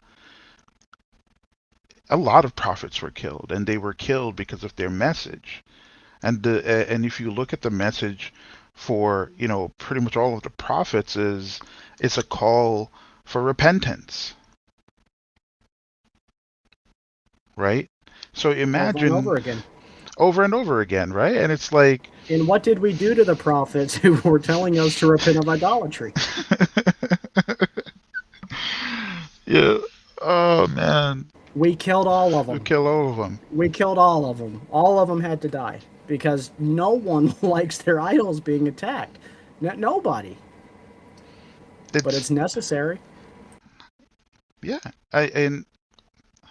But see, what we have to understand is that a lot of what you experience now were seeds that were planted decades ago, right? Ideologies passed down, people associating political beliefs with their religion or with a religion. That wasn't something that's random or arbitrary. It was planned. And this is part of the reason why I don't participate in politics anymore, because I realized that from day one, none of these parties are for God or were for God. And I realized that it's a trap that pits people's faith against, what's really in front of them, which is their politics. And so, it's difficult to kind of deny what is in front of you, especially when it has these tangible effects on your life. So I understand the strong urge for some people to want to hold strong political positions. And I'm not saying Christians shouldn't participate in politics, right? I think if you're a Christian and you want to participate in politics, right? I'm sorry, but if it's a policy for a party, and a behavior at this point to oppress children, I don't see any way that you could justify any kind of affiliation, much less support. It's insane to me. And listen, if I go to public, in some places, and I got my megaphone, and and I'm not even gonna talk to the non-believers. As far as I'm concerned, they've been getting plenty of talking to. I'm talking to believers and calling out the hypocrisy, right? They gonna pull a Stephen. I either get bullets or stones or both. At this point. Yeah, and I know there's a difference because of the amount of people. But when I went to my first Trump rally and the crowd in the arena started chanting "Lock her up," you could literally feel the arena shaking. But have you ever been to a church service where people cried out for God the way people cried out to lock up Hillary Clinton? No. I haven't. Never. Have you ever been to a church service where the pastor said, "I can feel the Holy Spirit in here tonight," and people start screaming out of joy the way they do when a politician steps on stage? Nope. I don't see it. Maybe in like those mega churches where people kind of throw in their, they plant their seed and they're hoping for it to grow, for them to get some extra money, probably. Maybe those. Yeah, and that does remind me, you guys be sure to sow your seeds to Proverbs Guys Ministries, and it'll, increase or something like that. Absolutely. I think it's a very dangerous time now for Christians in the West. I think a major decoupling needs to take place where we separate ourselves from political ideology. Yeah. We separate our religion from political ideology. In Veritas Odium Purit, this is Daryl, right? Yeah, that's Daryl. All right, I love you, Daryl. But to answer your question, yes, we were just as hard on Biden, and but I will also say Biden never pretended to be a Christian. Biden never once. I mean, he claims he's Catholic, but in word only. None of his actions align with the Catholic Church. As a matter of fact, I'm pretty sure the Catholic Church even forbid him from taking sacraments. So he never claimed to be a representative of Christ. But the MAGA movement does heavily lay on the side of Christianity. They claim to be Christian. So it's not my job to criticize hell-bound atheists and devil worshippers. They've already heard the message. They're already going to hell. They've rejected Christ already. It's the fellow Christians that we love that we want to help get rid of the idolatry. And I'd like to share something with you. It's just 1 or 2 minutes long, I think, until Achilles gets back. But I think it's important, and I made this morning, and I just want to show that I, too, fell into this group at one time. So I'm not trying to be holier than thou. I'm trying to actually spare you all from what I went through myself. So let me pull this up. But have you ever asked God for forgiveness?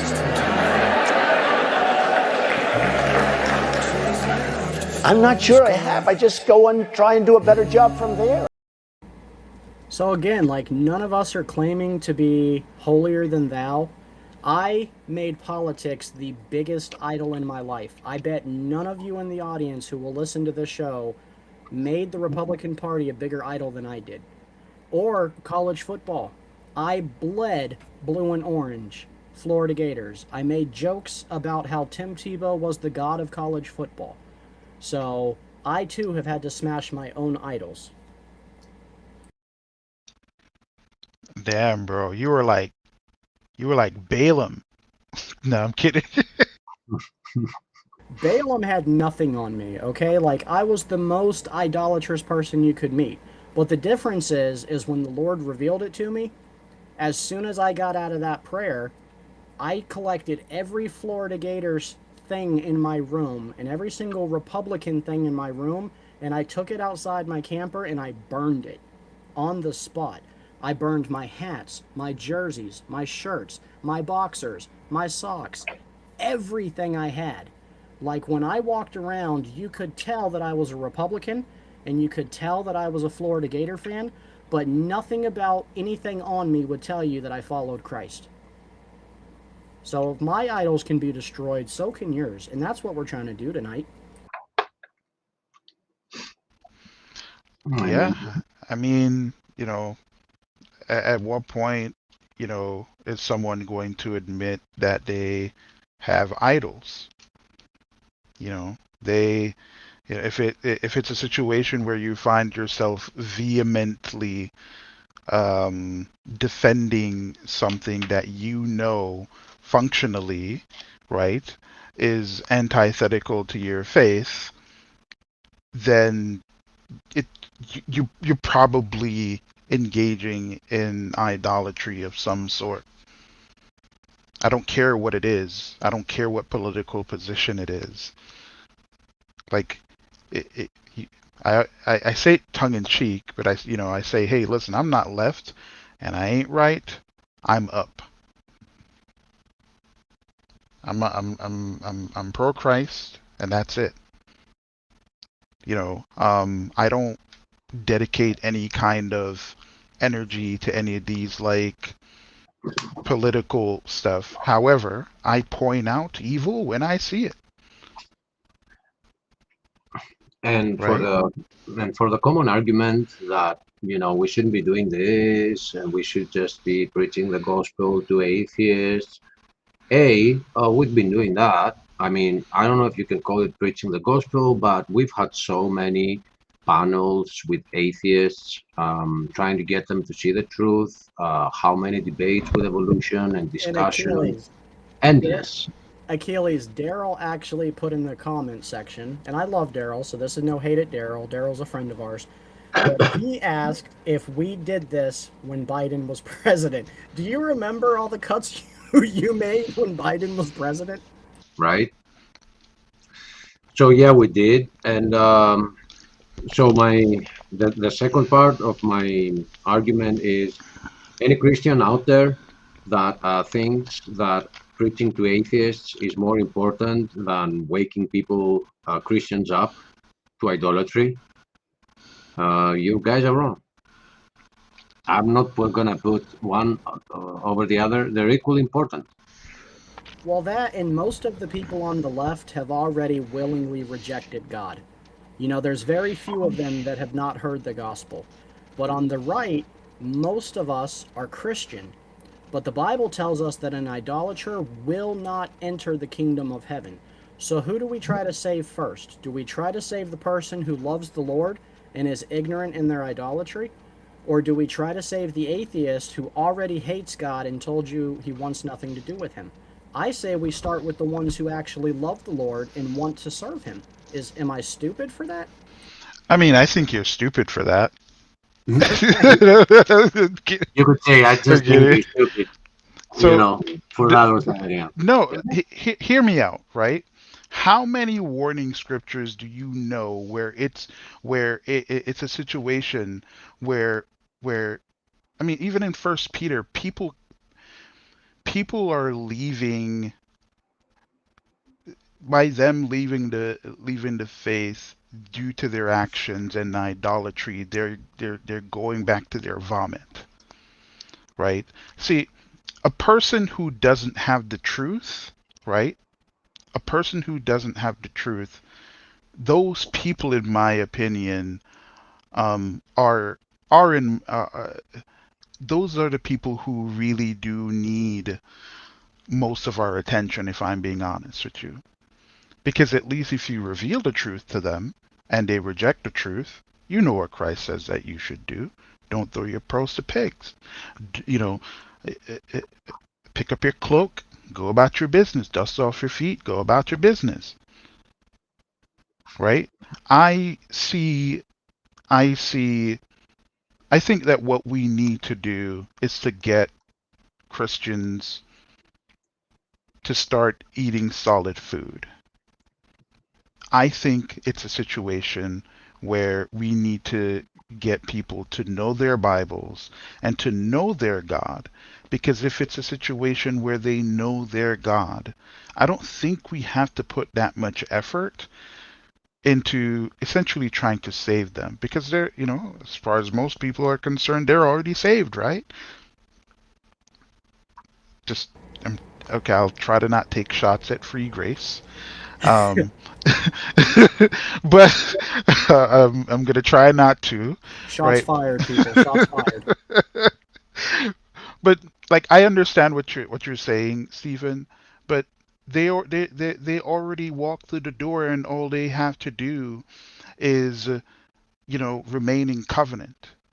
And I think I'm hoping that to get them to do that, all we have to do is to get them to know the God that they worship even more. Because by knowing God and his character, you would know that there are certain behaviors, certain ideas that he is vehemently against, right?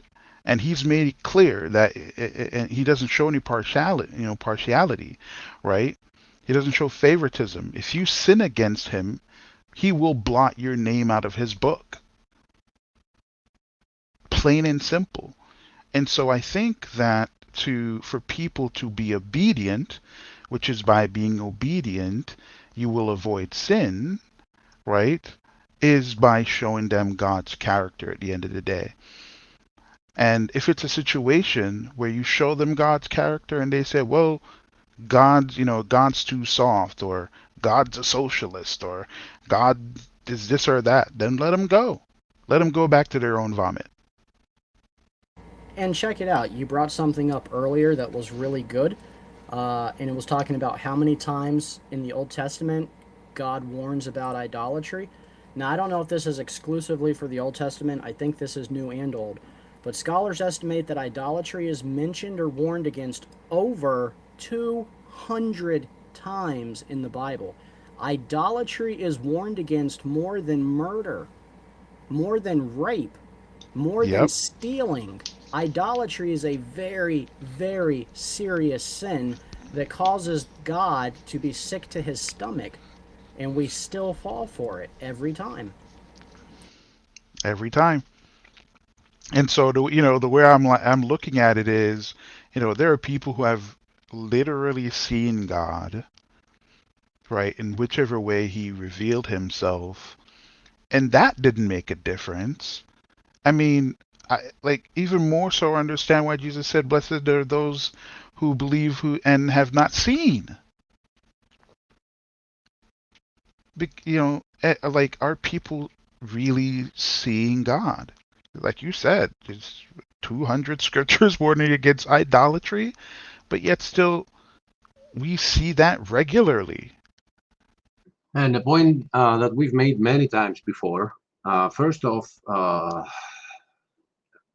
it is clear in the book of Revelation that idolatry and those that would not make it into the kingdom, idolatry is one of the reasons why many would not.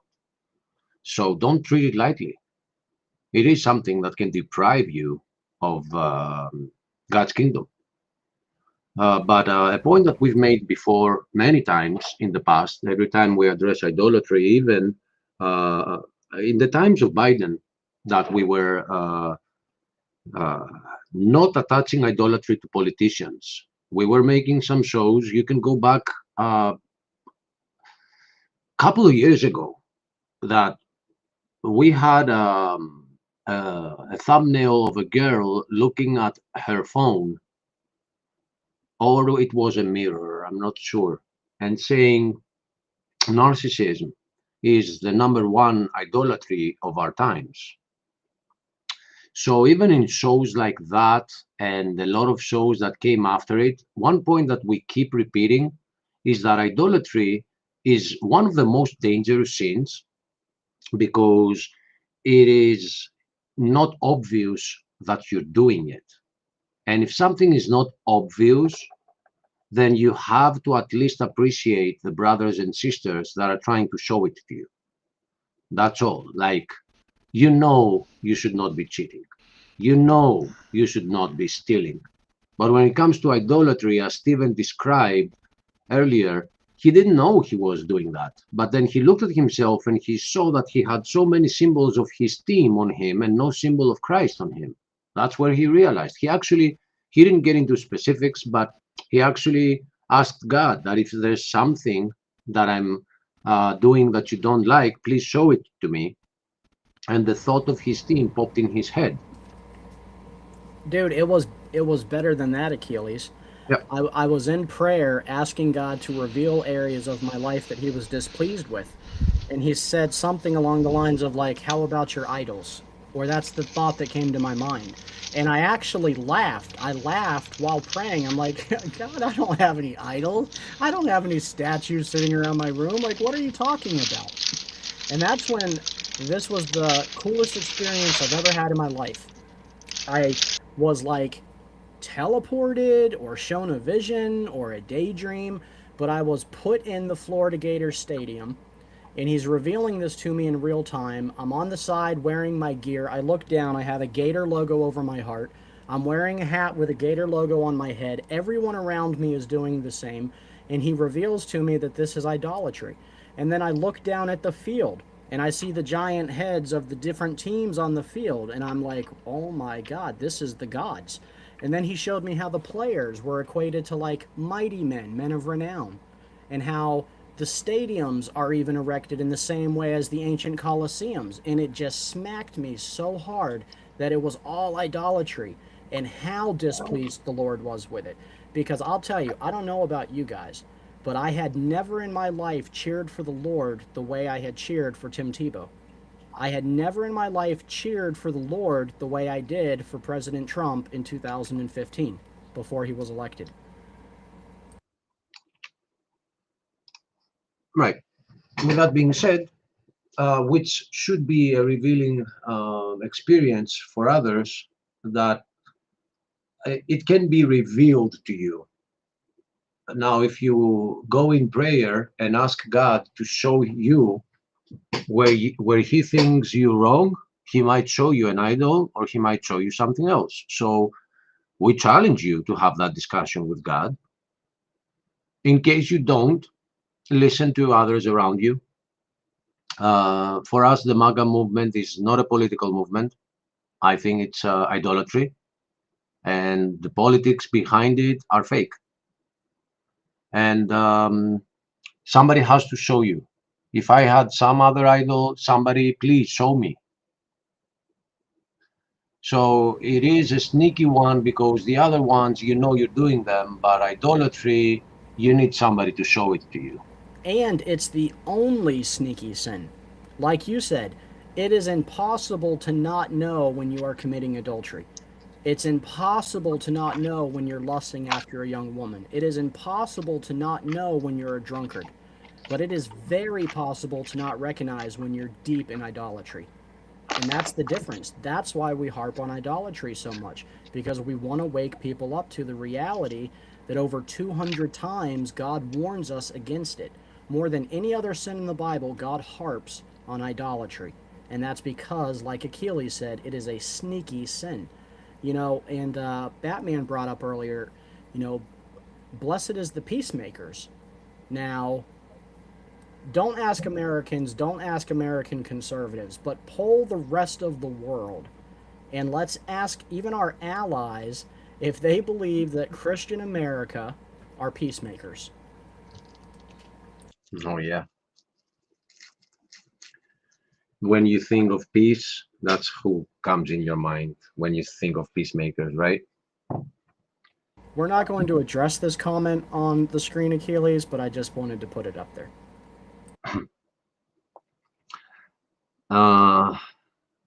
And even those that are in the US and they are Christian, I understand that the promises you received were good enough. Let's put it that way. The guy was promising to be a peacemaker. He promised to never run another war. He promised to end all wars. He promised to empty the swamp. He promised to close the border. He promised to fix everything. And I get it, how it happened. It just, if you don't acknowledge that yet another president lied Okay, I about see now.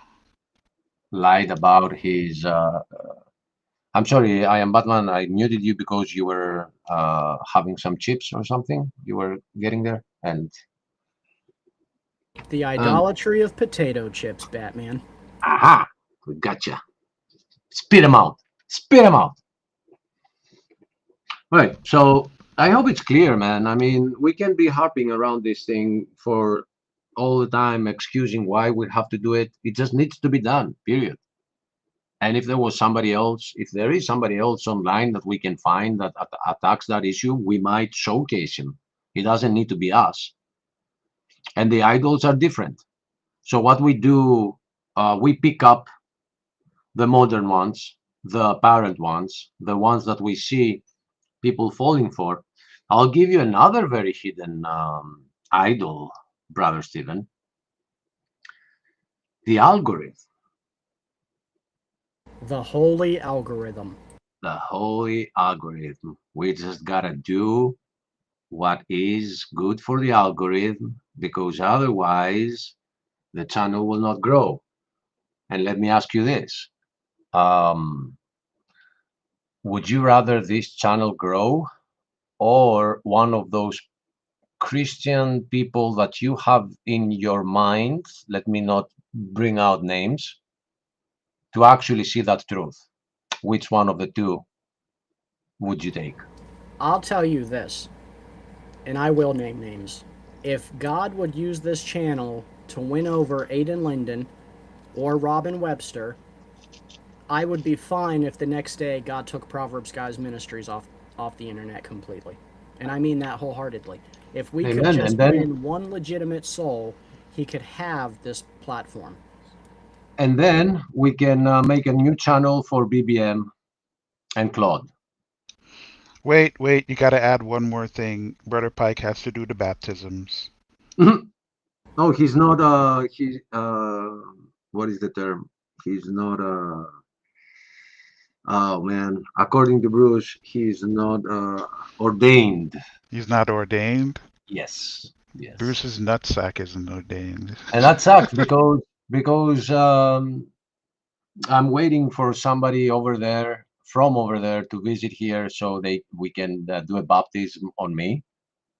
And none of them is good enough for Bruce. I actually need to come to the US to go to Bruce's church.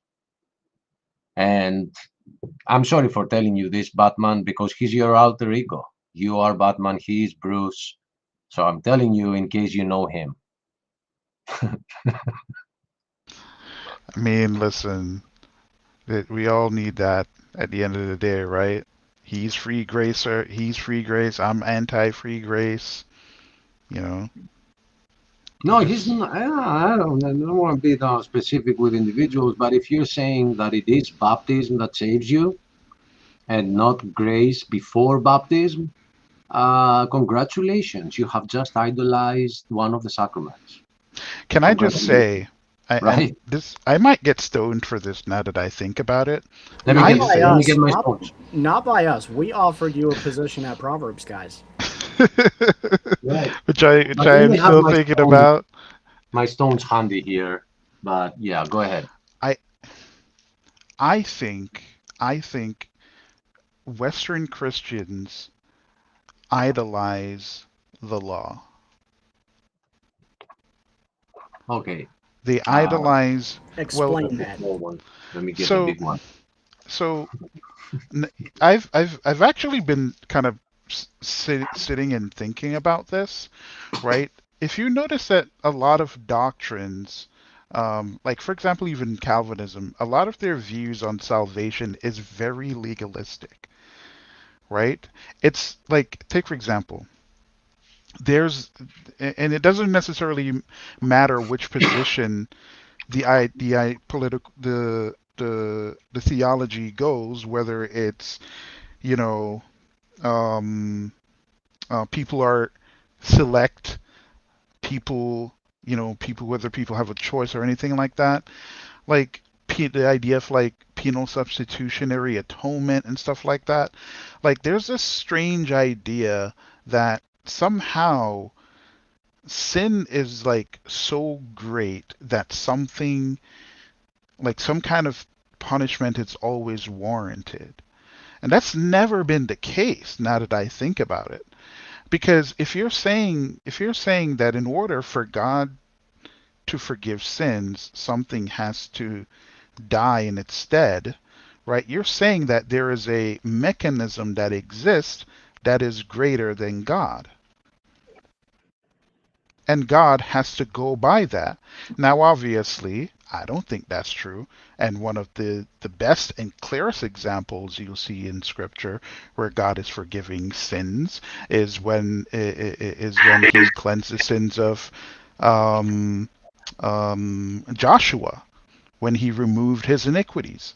Nothing had to die in Joshua's stead in order for the Lord to remove his iniquities and dressed him in clean white clothing, right? And so people build these theological positions on this idea when this idea of, well, you have this thing that's called sin and it forces God to do certain things. Like, I don't know. That's just my particular perspective, but I think it's a legalistic approach to God. They don't look at their relationship with God as a covenant relationship. They view it more so as a legal relationship. Like when you get saved, there's some kind of contract or something like that, where it's either you have to fulfill your end of the contract or God has to fulfill his end of the contract in like very strange, peculiar ways. And again, I'm not crapping on free I'm grace, I'm right? not going. But I'm not going. I'm not going to but get into. just one more thing, right? Okay. Part of the reason why I'm bringing this up is that I recently watched a video posted by Kirk Cameron. I'm sure all of you probably knows him, right? And he made a video, interestingly, on immigration. Now, I'm not going to spoil whatever that's in the video, and in short, he's going to be anti-immigrant in general, right? And he'll mask it in various different ways, right?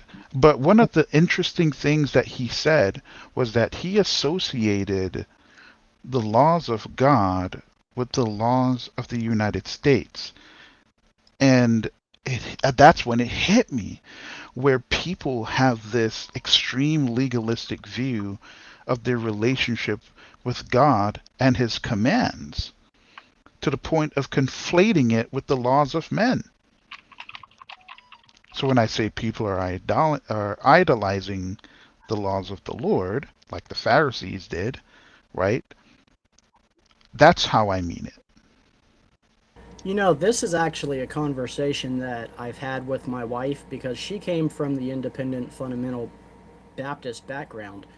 And she was never like really this way, but they are so strict with their legalism when it comes to going to the movies and when it comes to women wearing pants or shorts, like dancing. some of the most bizarre, stupid things you could ever think of, they will turn into sin. And that too can be made into idolatry. When you are making the rules and regulations of man into laws given by God, you're doing the same thing the Pharisees did. I mean, my family wasn't really like, yeah, I was listening, so I'm gonna say my family wasn't like really the like hardcore like can't do anything kind of Baptist. Like, I mean, we did wear like mainly skirts and dresses, and I mean, still most of the time I still wear skirts and dresses, but And they look good on you. But I mean, stuff like the Ooh. movies and all that. I mean, it's not explicitly stated in the Bible. Like, I mean, I don't have problems with people having their own personal convictions. That's different. But what I do have a problem with is whenever people place their standards and convictions on you and try to make it biblical doctrine. That's the thing that I have a. Do you want to address this comment too from Daryl? Why is it a crazy question? It's that saying refusing to be baptized is an idol. Because you're not saved by being baptized. You're saved by grace through faith alone. I mean, Amen. yeah, that's why. Yeah, and I'll say in Achilles' defense, if I lived in a country that was like almost 100% Orthodox and I had to convert to Orthodoxy to get baptized, I wouldn't do it either. And there's no way you can convince me that the Lord would shame Achilles for that, because Achilles doesn't believe in praying to saints and making Mary the co-mediator. Like, as a matter of fact, I think God's going to give more grace to Achilles for taking that stand, even though the Lord tells us that we should be baptized. Nothing to add to that. I think he disagrees, but that's okay. First off, that is the response, as simple as Krista put it. That's it. Like, you can't. So Orthodoxy does something similar. They are idolizing the Eucharist. So the independent Baptist movement in the U.S., it is idolizing baptism. It is not baptism that saves you. Yes, it is important, but there are cases where, let's say, you're in the Sahara Desert, that's not what will get you saved. You will get saved by but by believing in Jesus Christ as Him being the Messiah and Him being reborn, and accept that in your heart and confess it with your mouth to the fellow person next to you in the Sahara Desert. Now, if you manage to make it to the water, yeah, baptize yourself, because it is like putting a ring on you that from now on my previous self is dead and there is a new self that is now married to the gospel. But it's not what saves you. If you think that that's what saves you, first off, you're basing it on one verse which says, which Jesus says that if you're not born of water and spirit, you cannot be saved. Well, that's not about baptism, because the Pharisees didn't know baptism at the time. It started with Jesus. It started with John the Baptist, and he was referring on the heart of flesh, which is my username, which is a complete rebirth from water and spirit. Because if you read Ezekiel 36, it talks about God sprinkling, purifying water over you and purifying your previous sins. That's the water he was demanding a Pharisee to know about, not something that just happened. So the point I wanted to make before all this, though, was that what I Am Batman is trying to say here, and I think is very important, very, very important. We tend to do that. We take some understanding of the Bible, and then we never hear the other side. That's idolizing the Word of God. You're idolizing your interpretation of it, instead of getting corrected by your brothers and sisters about some of your interpretations, which is biblical. This is what the Bible calls us to do, to rebuke one another. So when we go out like disciples, we should be going out together as two, so we can rebuking each other. Something else I'd like to add to that, Achilles, is a good way we know that baptism is not related to salvation at all is that baptism is in the Old Testament. It's called a mikvah. You even have foreshadows of Naaman, who had the boils all over his skin, and the Lord told him to go fully immerse himself 7 times and his plague would be gone, and he did it. So mikvah is not unique to the New Testament. I'll also remind you of John the Baptist, who was baptizing people before Jesus Christ came. And I will also remind you that before Jesus died on the cross, right, before it was all accomplished, the apostles were already getting baptized by John and his apostles, by his disciples.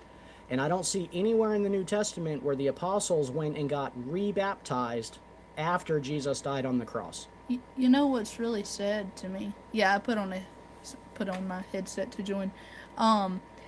What's really sad to me is my grandfather. He wasn't actually my grandfather. My granny dated him for 18 years though. After my grandfather passed away, he had gotten saved. I've told this story on here before, and he had a heart attack at church the night that he was going to be baptized, and he passed away at the church before he could get baptized. And I had some people of a particular denomination tell me at his funeral that he wasn't right with God because he didn't get baptized. Oh, God. What an idolatrous thing to say. Like, And what the actual heck? What a great example. What an example. Like, going on into the church to get baptized. If you die before it happens, we have an actual example of it happening. What happens then?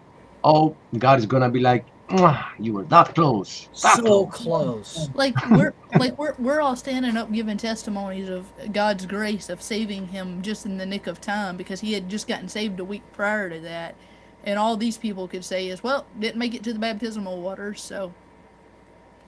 I told him it's okay though. I know he didn't get immersed, but it was raining outside whenever he had the heart attack. So in this case, I'm a Baptist who said sprinkling was okay in this situation. My Baptist-costal. Oh my. And what's truly mind-blowing here, the whole thing, that experience, hearing that was mind-blowing to me. But if I was in that funeral and they told me that now, I mean, I can put myself back when it happened because I wasn't even saved. But now I would say, wait a minute. Doesn't the book of Revelation say that it's God who's holding the keys to death? He is the one that decides who lives or dies. They would say, yeah, of course. Okay, then why did he take him before baptism if he was to go to hell? Like, nah. Yeah. Hey, guys, let's get Rich in on this for a second because he's been quiet for so long. Rich, you there, brother? Yeah, I'm here. How are you guys? Welcome, bro. And how are you? I'm great, man. I'm blessed. Just had a text message come in from my new pastor this morning. Not this Sunday, but the following Sunday. He said that I could go ahead and preach in front of his church, but I'm not sure if he was aware that it's Easter Sunday, so I'm confirming that with him. So, I mean, Rich, that is would be an awesome. honor. So. Yeah, God's on the move, and he's sending me through some trials at the time, and I failed a couple of them, but I'm aware of what's going on. But he's working on me, man. Hey, man, God never once promises that we won't fail him. He promises that he won't fail us. Amen. That's very humbling to hear that, actually. The only thing that I'm consistent at is being inconsistent. They make a good bumper sticker. No, I mean, and yeah, like we all have struggles. Like I battle with my flesh. I can be a mean person. If you want to see demons come out of me, put me in Atlanta traffic, and you'll see all the demons coming out of me. Like, I am not perfected yet. I'm not perfect. No one on this panel is claiming to be. Oh, that one night in the Tennessee traffic when you were half asleep. That never happened. He's telling me, find the hotel, and we're all like deliriously sleepy, and it was horrible. I thought we were gonna run off the road. No, it's true. Like, every time I think Steven has made it, and Stephen has been perfected, God puts me in rush traffic, and I see exactly what still lies in my heart.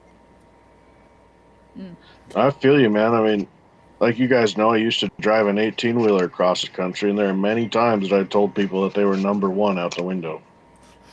Yeah, I understand that. Rich, I don't want to go into too much detail, brother. But No, I'm I probably said too much because everybody's thinking about it when they laugh too. Right. Well, here I'll change the subject. I don't know if you guys are aware of this, but Sasquatch sightings are becoming more and more frequent. Turns out he was hiding from Chuck Norris. We all believe that. Okay, now we see. Well, I heard it was actually the birth of Chuck Norris that caused the dinosaurs to go extinct. That's probably right, man. First off, guys, you guys are wrong. Chuck didn't die. He just went to Hades to take Cerberus out for a walk. That's him again. Other people say that he died 20 years ago, but death just found the guts to tell him.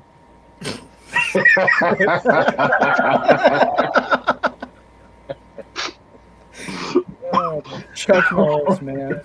May his when I was told that Chuck Norris passed, my first reaction was, "Oh shit!"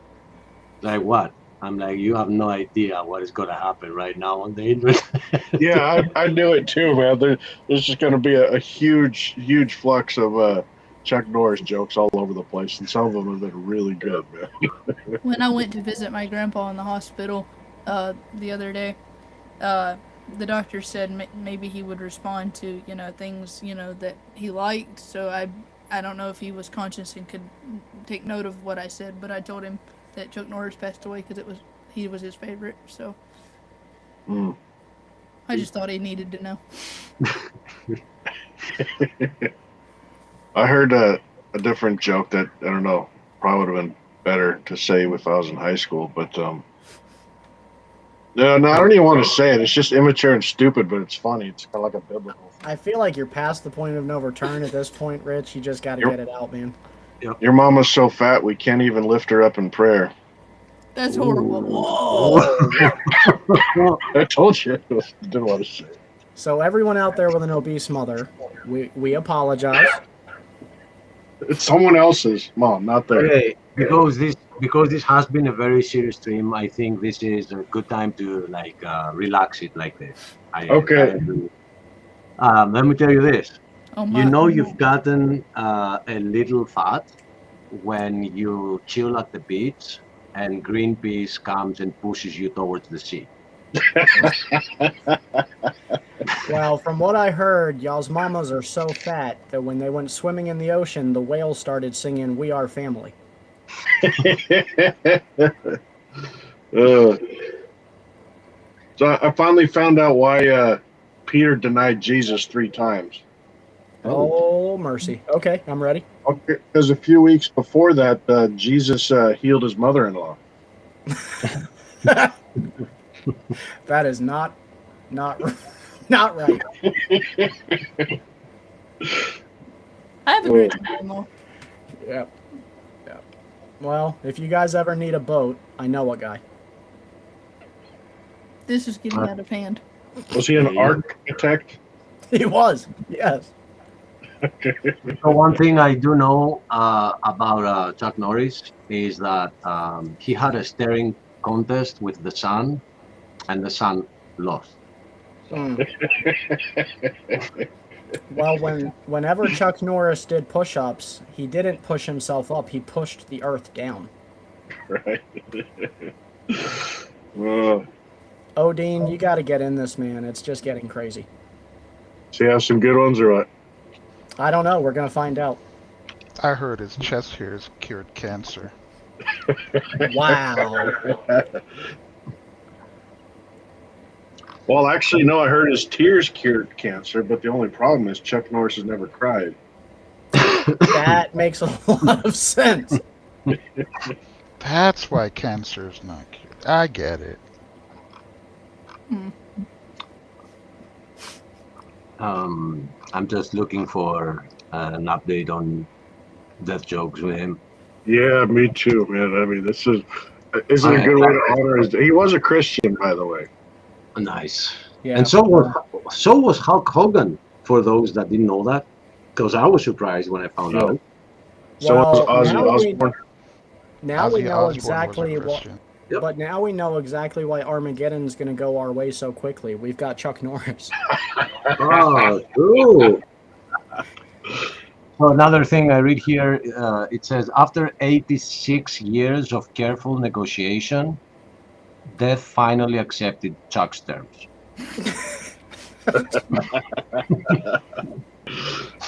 I remember whenever I was about 9 or 10 watching Walker Texas Ranger, and I remember telling my dad, I mean, you guys got to know that I'm one of the most uncoordinated people you could ever hope to meet. But anyway, I told my dad I'm gonna move to Texas, and Walker Texas Ranger is gonna teach me how to kickbox. My dad spit his coffee everywhere. I was so offended. I was legitimately so mad. I was like, "What? I can do it." And he's like, "Yeah, have you seen yourself?" I'm like, "Yeah, that's a good point." Chuck Norris could have taught kung fu to Stephen Hawking's. Okay. That's terrible. So, by the way, Chuck Norris didn't get his butt kicked in Bruce Lee movie. I forget which one it was. Yeah, no. So Bruce Lee doesn't have the title over him. That's probably why he died at 27, because he beat Chuck Norris once. Yeah, and I do think that all the jokes they stem from this. That's where they started, from that movie. And for many years, I thought that he actually, in the movie, had won Bruce Lee. So I wanted to see that. So I found the movie and I looked at it, and no, he didn't. He lost. But it was a respectful, loss. Like, he was 3 times karate champion. I didn't know that. He had to lose to Bruce Lee so that he wouldn't be made into an idol. Maybe. Well, that's how God created the giraffe. He asked Chuck Norris to roundhouse kick a horse.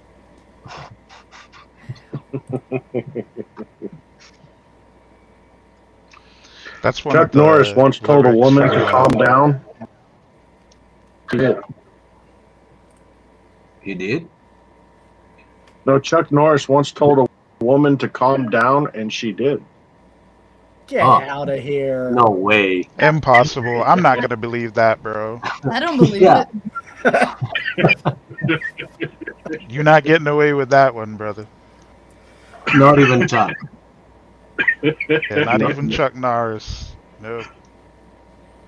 If only he could have roundhouse kicked Ardette on his way out. That would have been generous of him.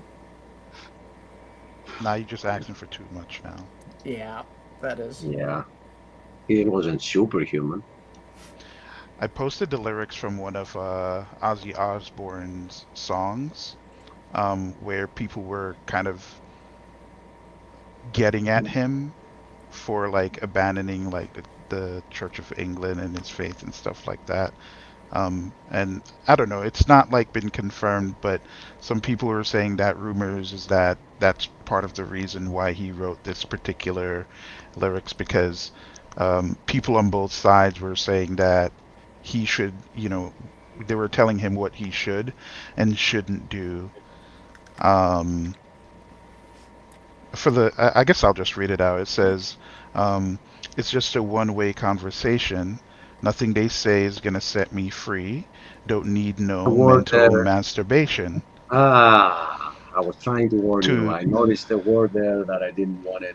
Anyway, now it's to many religions, but only one God. I don't need another savior.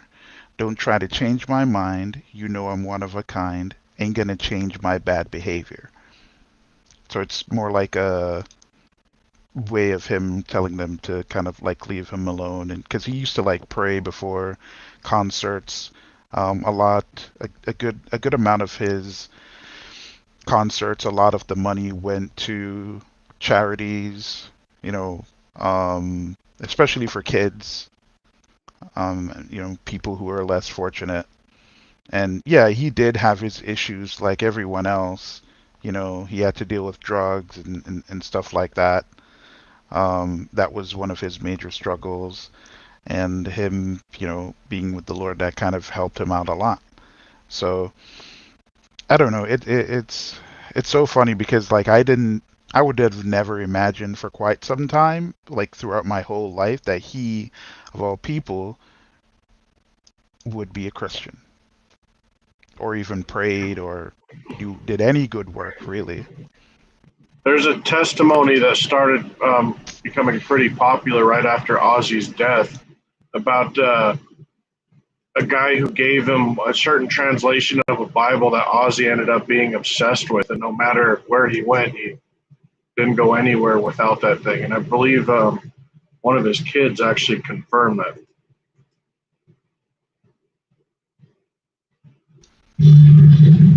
I wouldn't be surprised.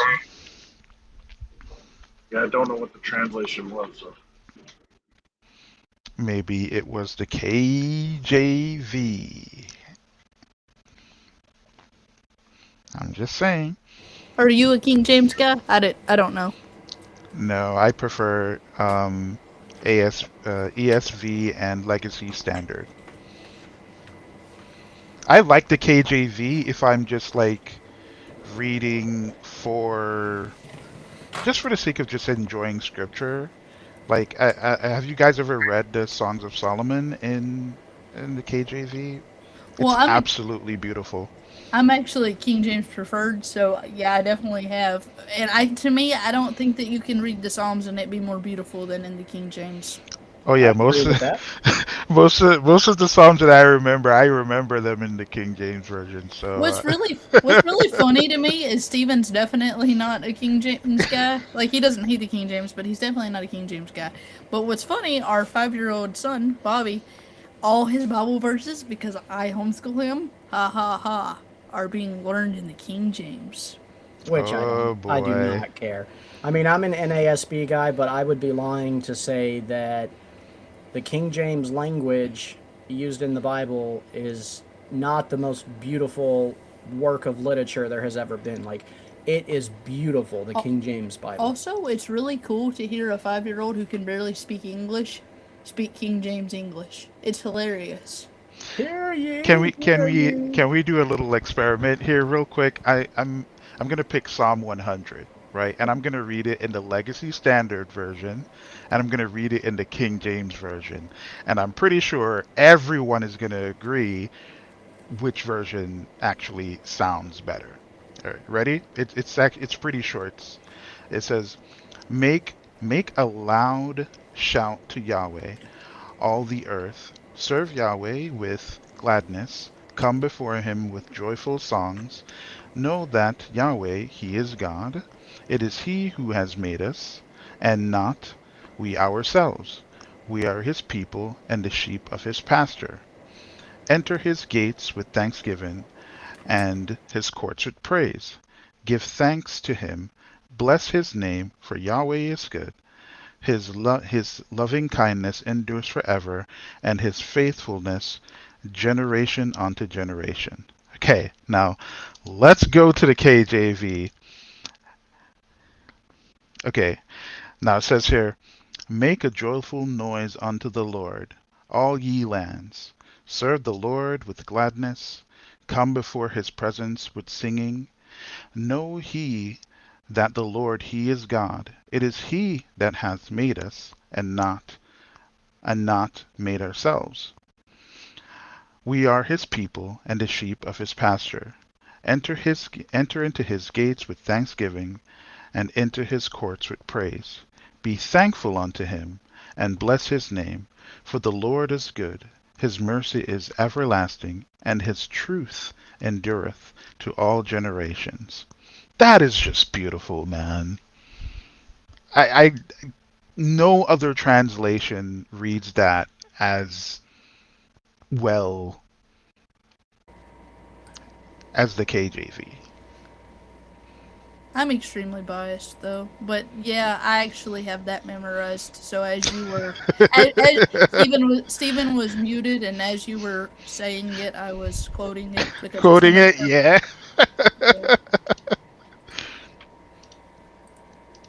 And it is beautiful. Like, when you hear the King James, you imagine that God speaks with an Elizabethan English accent. Kind of on a side note, we are less than 10 subscribers away from 4,000. So anybody listening, just reach over and hit that subscribe button if you want to support this ministry. Awesome. Thank you, Rich. Yeah, and there's multiple ways to support the ministry. You can also support us financially. We will not turn down your help because this is not cheap. And we love doing it. We love serving the Lord. But we are not monetized. Oh, yeah, we are not monetized, and we will never be monetized. And I'll let Achilles explain to you why, because it was all his idea. Oh, he's BRB. Oh, by the way, Stephen, I've got money at the end of this week towards, what is it? Not Restream. I want to go back to EV Muck, so I'll send you some money if we can go back there. I promise after a couple more times of logging in, all the bugs will work themselves out. It did for Achilles too. But Yep. EV Mux is nowhere near as dependable as Restream, man. It just You think really so? isn't. Yeah. Dude, I can't even join on EV. EV sucks. Oh, yeah? It sucks. It's not just that. Like, multiple people had problems joining. Nobody could join from a cell phone unless they were, like, highly anointed by God. And then at the end of EV Mux, we couldn't even share audio in a video. Like, it wouldn't let us share videos. It was really annoying, actually. Well, no, I could join with my cell phone, and like I could be put on stage, but I never could hear. Never. It doesn't matter if I had a headset. It didn't matter if I tried unplugging the headset. Nothing. I could never have any sound whenever I tried using it from the phone. Yeah, so give it a couple more times of logging in, Rich, and I promise you'll like Restream. What about, I haven't tested any, what are the videos and all the little things that we clicked on, you know, to part of the studio. Do you know what I'm talking about? I don't know what they're called. Yeah, like all your the intro extras. videos and all. Yeah. Does Yeah. EV Mux have those? I mean, I'm still set up as a guest. I don't know if I need to pay an extra $25 or whatever it is to get an extra spot in the administrative studio or whatever, but Yeah, so I that's haven't that's the thing about Restream is an extra seat, every host seat beyond like the first two is $25 a month. However, it still ends up being cheaper for everybody because then at the end of the month, instead of being like, hey, who can chip in for the $100, everybody who has a seat just throws in their 25 and it's done. Right. But it still potentially could be more than $100 a month for the ministry. It does end up being that way. However, it still balances out because we had limited seats with EV Mux, even on the $100 plan, and we were already capped out. Whereas with Restream, as long as a host is willing to pay their $25 that month, it's like unlimited and it doesn't jump us up to the $500 plan.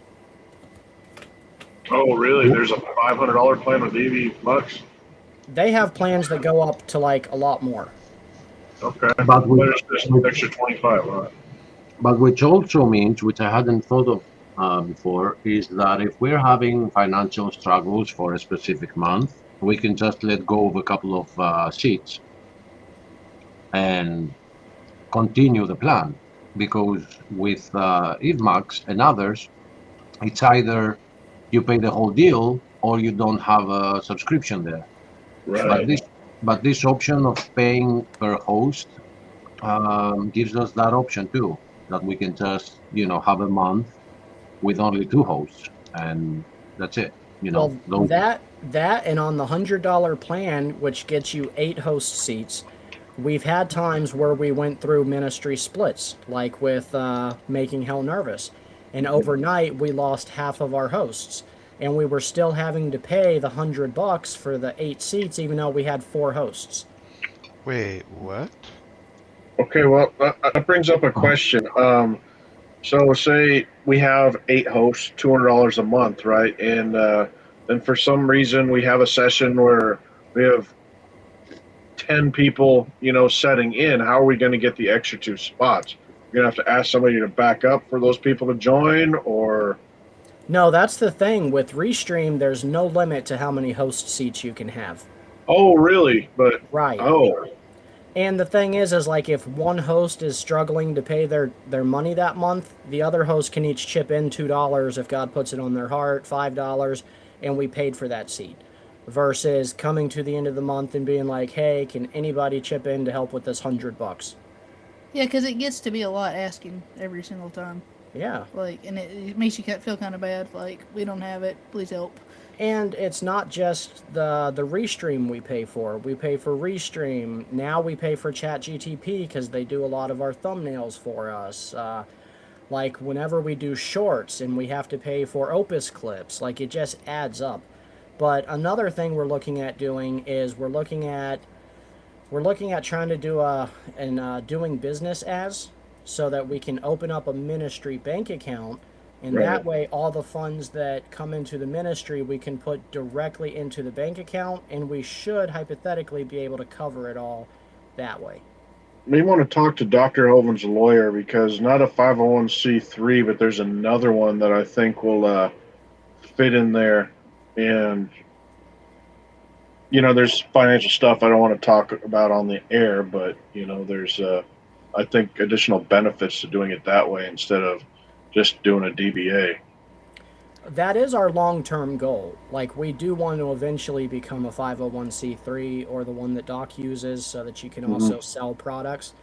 But it does get expensive, and we just haven't got there yet. Like, our next Right. good purchase, I'm working on our website, and that's going to be an extra $10 a month, but I think it's worth it because we can live stream to it. We can have our store set up there so people can help support us by buying t-shirts. You've made all kind of t-shirts. Yeah, and we don't sell any of them. But like, so once the website's up and running, like, not only can people go there to watch our shows live, but they can go there to donate, they can go there to read about the hosts. Like, it'll just be very beneficial. So we're still moving in the right direction. It was just the streaming platform, and figuring that out was a hassle.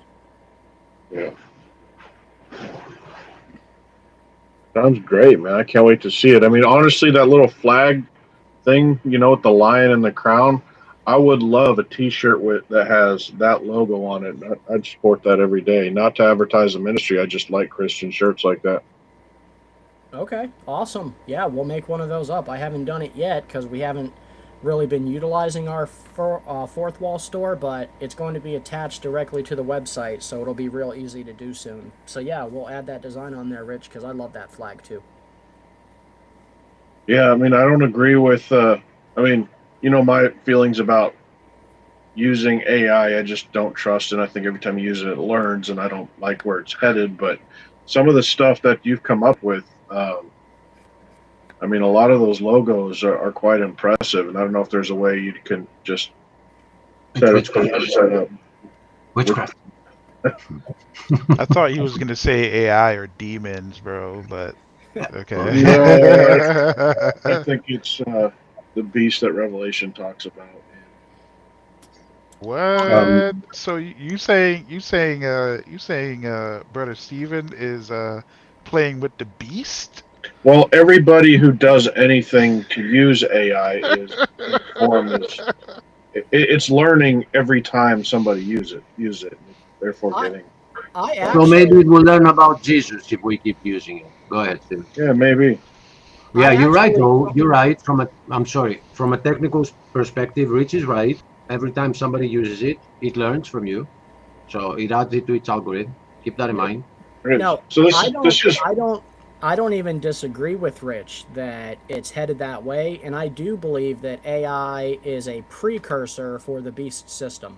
Like, I full-heartedly believe that, but I don't think we're there yet. Yeah, I don't think we're there yet. But I mean, this is only one theory I have. I don't really have a whole lot of evidence to go off of it, but I kind of stand strong by it.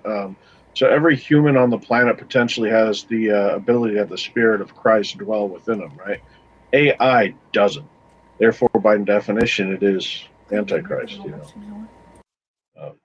Did you see how the first lady walked in with a robot in the room, and then she had a speech about how AI will be humanoids. She didn't straight up say that we will no longer need you guys, but that's the outcome of that speech. Was it Tesla bot? It wasn't. It was another company, but it was walking with her like she walked. Let me see if I can show you guys. No, I haven't seen that video. I'd like to watch it though. Now, gentlemen, we're at the 3-hour mark, and I would love to go spend some time with my wife. So, do you guys want to go ahead and shut it down, or do you guys? Are you wanna idolizing your family now before God? Is that what you're doing?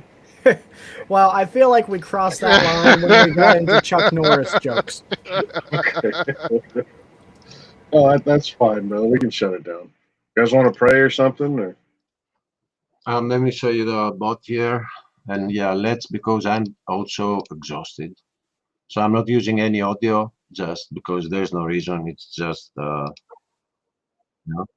looks like a Tesla bot. I don't know if it is. I don't recognize the logo, but it's yeah, similar. exactly. That's why I think it's not, unless they change their logo. But whatever it is, it's one of them companies. I mean, Tesla is Is just it one. a AI generated video or? No, No, this that is happened yesterday. Okay, That is the French, the wife, the first lady of France. The guy, the dude. I mean, That's Trump's wife. That's our first lady. I don't know who. that's your first lady. And in contrast to France, yours is a woman. But so yeah, the AI, the bot presents itself, and then Melania gives a speech. Okay, let's see.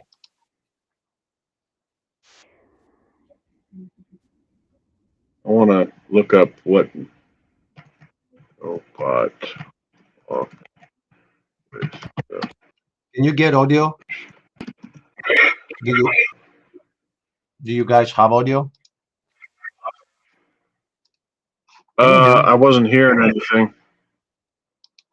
I didn't. Okay, so it's talking anyway, and it's saying how blah blah blah. We love humanity, and you guys are great. We're not here to take over and stuff like that. And anyway, Melania then picks up the microphone and starts talking about the benefits of AI and how what you now have on your phones, we are going to soon put it in humanoid robots. You can go on the internet and just watch the whole speech of Melania about it. I'm trying to look it up on what robot that was, and can't So I get it. just think that this, I bet it's not a Tesla robot, and my bet is on the fact that they had this fight, Trump and Elon Musk. So he wouldn't use his bot, So I think that aligns a lot with your theory. I think that they can put, if they can collect everything we have, everything that the AI has accumulated from taking people's work and all the copyright issues that we've been having by stealing stuff from all the clouds and learning, and then we feed it to, at some point they'll put that inside something, and that something will have supposedly infinite knowledge. So I don't know if we are going to head that way, but I don't see anyone not wanting to go that way. Let's say that. So here it is. It says the robot was developed by Figure AI, a California-based AI artificial intelligence robot startup. I haven't heard of that company before. Figure AI. No. Huh. Yeah, sit back and kind of watch, and warn people. I think Revelation 13 is pretty clear. I need to get on that video and finish that, but To be honest, when it comes to that beast, if you do a bit of a study on it, you'll see that it talks of a person, And it relates to Daniel's vision of the beasts, and it is the Antichrist. Now, my personal belief is that it's going to be a human, not a robot. Now, where I agree with what you said about it, is that it does also speak of the false prophet that will be supporting that figure. So maybe there is, because there is that mention on Revelation, I think, 17, that talks about the beast that is not and yet is, and that is a uh, very weird verse before we had AI, because now we have something that is not and yet is. So Well, now what I'm seeing in Revelation 13 is when it's talking about the image of the beast, right? Before computers and all that stuff, you'd probably think, a statue or a graven image or something like that, that they have in churches Right. and things like that. But basically, if you think of, people being in a state of worship or a state of prayer, they're kind of bowing their heads and holding their hands together. Basically, the entire generation is doing that now. They're just walking around with the same thing, staring at an image on a computer or an image in their phone. That's Right. just making me think that's what it's talking about. And then in the same chapter, it talks about bringing life to that image, right? And basically that's what AI. It's a computer image that is an artificial life form, which they're trying to claim it is. I know it's just software, but then it starts talking about who will make war with him, right? Who will make war with this image? Who that has life? I know. So Musk's company just released, I think it was last week, that they're going to start putting data sensors in sun synchronous orbit, basically, so you can't get at them. Or well, I don't know why, but that's just one thing that will come of it. But instead of being here on Earth, you're going to have data centers, which you can reach. Exactly. Yeah. Yeah. I don't know, and they're making something that is potentially more capable than the human brain, and the people designing it have no moral standard of their own. That is very, that is very. I get some weird echo from you every time I speak. Oh, maybe I'm unmuted here or something. Let me go on. Okay, let me know. Let me inform you that there is a chance that your speakers are hitting the microphone. So if you can turn the speakers away so they don't look at the microphone, the echo is gonna go away. My normal camera that I usually use, I can't find it USB. So whatever I'm using right now is just what my laptop has. Okay. So what's important, I think, from all the theories that we can come up with is what you just said, that what we can guarantee, because everything else is a theory, what we can guarantee is that the people that are working on these technologies, they have no morality. That in itself is a very big problem. So we don't know how, why, what it's gonna be like, how it's gonna look like, but we know that those working on it, they just don't have morals, just see money. They have a different God, which we mentioned earlier, and that God is gold, oil, and drugs, whatever makes them money. God. Prestige, I mean, making themselves feel higher than God, with their, financial status and all that stuff, and their links to politics. And I don't know. There's also one thing I've been thinking about the last week. It talks about this thing will deceive the entire world. And there's this thing called deep fake, and for some reason these people are teaching this thing how to be dishonest. I don't know why. I've got this theory, like the one that's going on Facebook. It's constantly putting pictures and claiming that, like, oh, this is XYZ or whatever. And then there was one I saw about a certain space capsule, like this is the Orion space capsule, like that looks like nothing like it, is what I commented.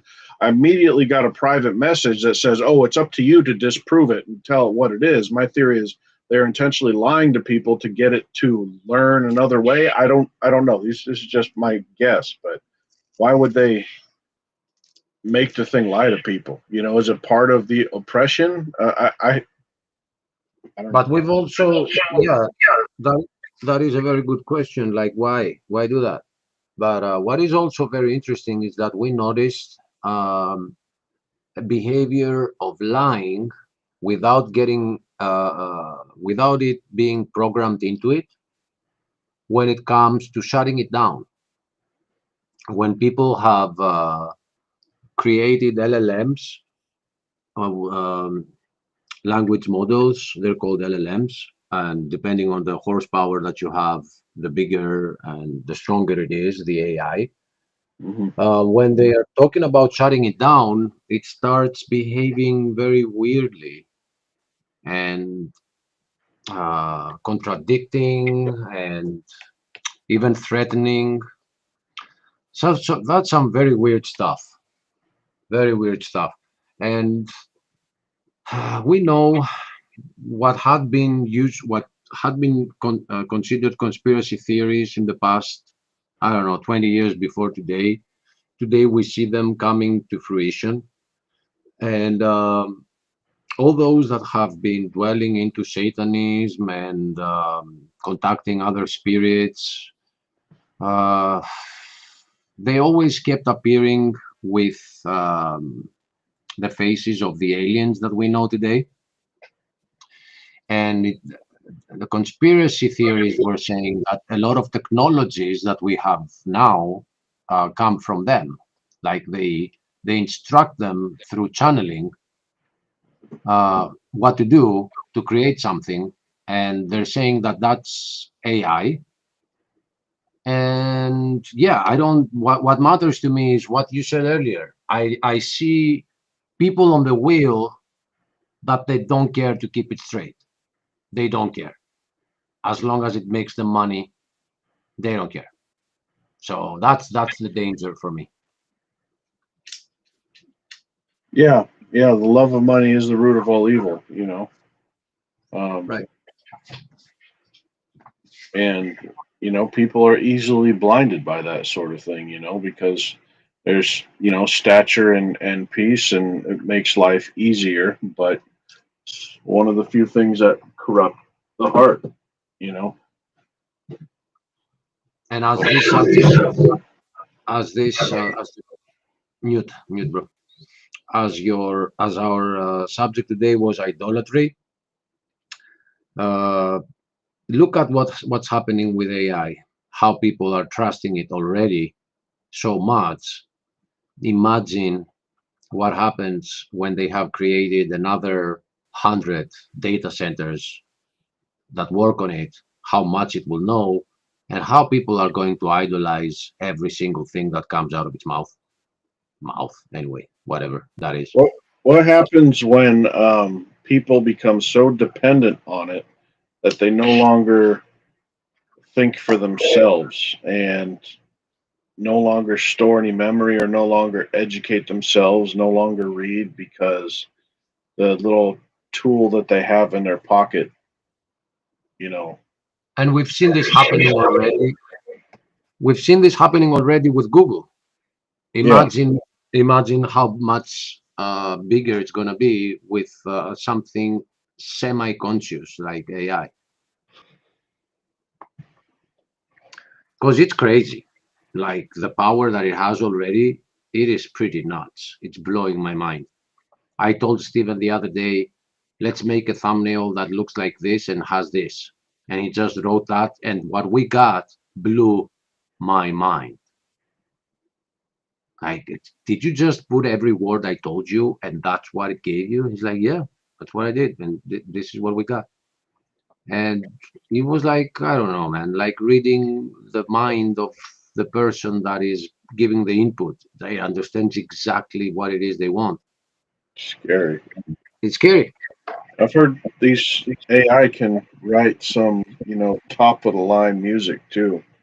I've heard Yeah, people say like if it was an actual artist, they'd have a Grammy or an Emmy, whichever one it is, in no time. Because it was that good and that soulful. How does something without emotion write something? In my opinion, music is just pure emotion. That's all it is. But how do you write something if you have no soul and no emotion at all, and it's just all mathematical calculation? I don't know. and every music I hear from AI and every lyrics I see people making, I see the soullessness behind it. Like it can make it rhyme, but it's always soulless. Like Yeah.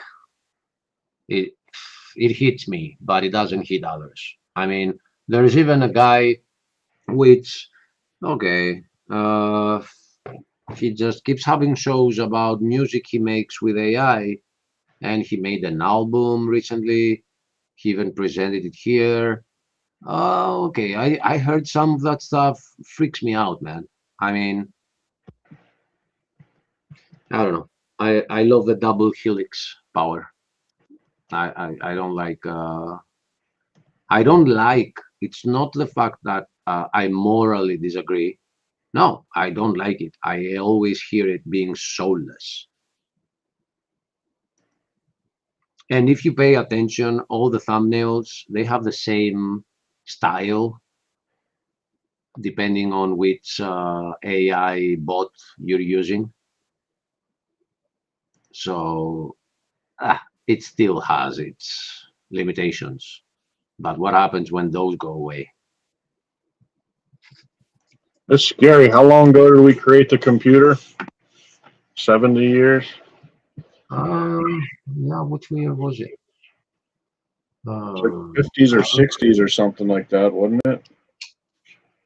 Maybe. Yeah. I mean, less than 100 years. What's it going to be like in another 30?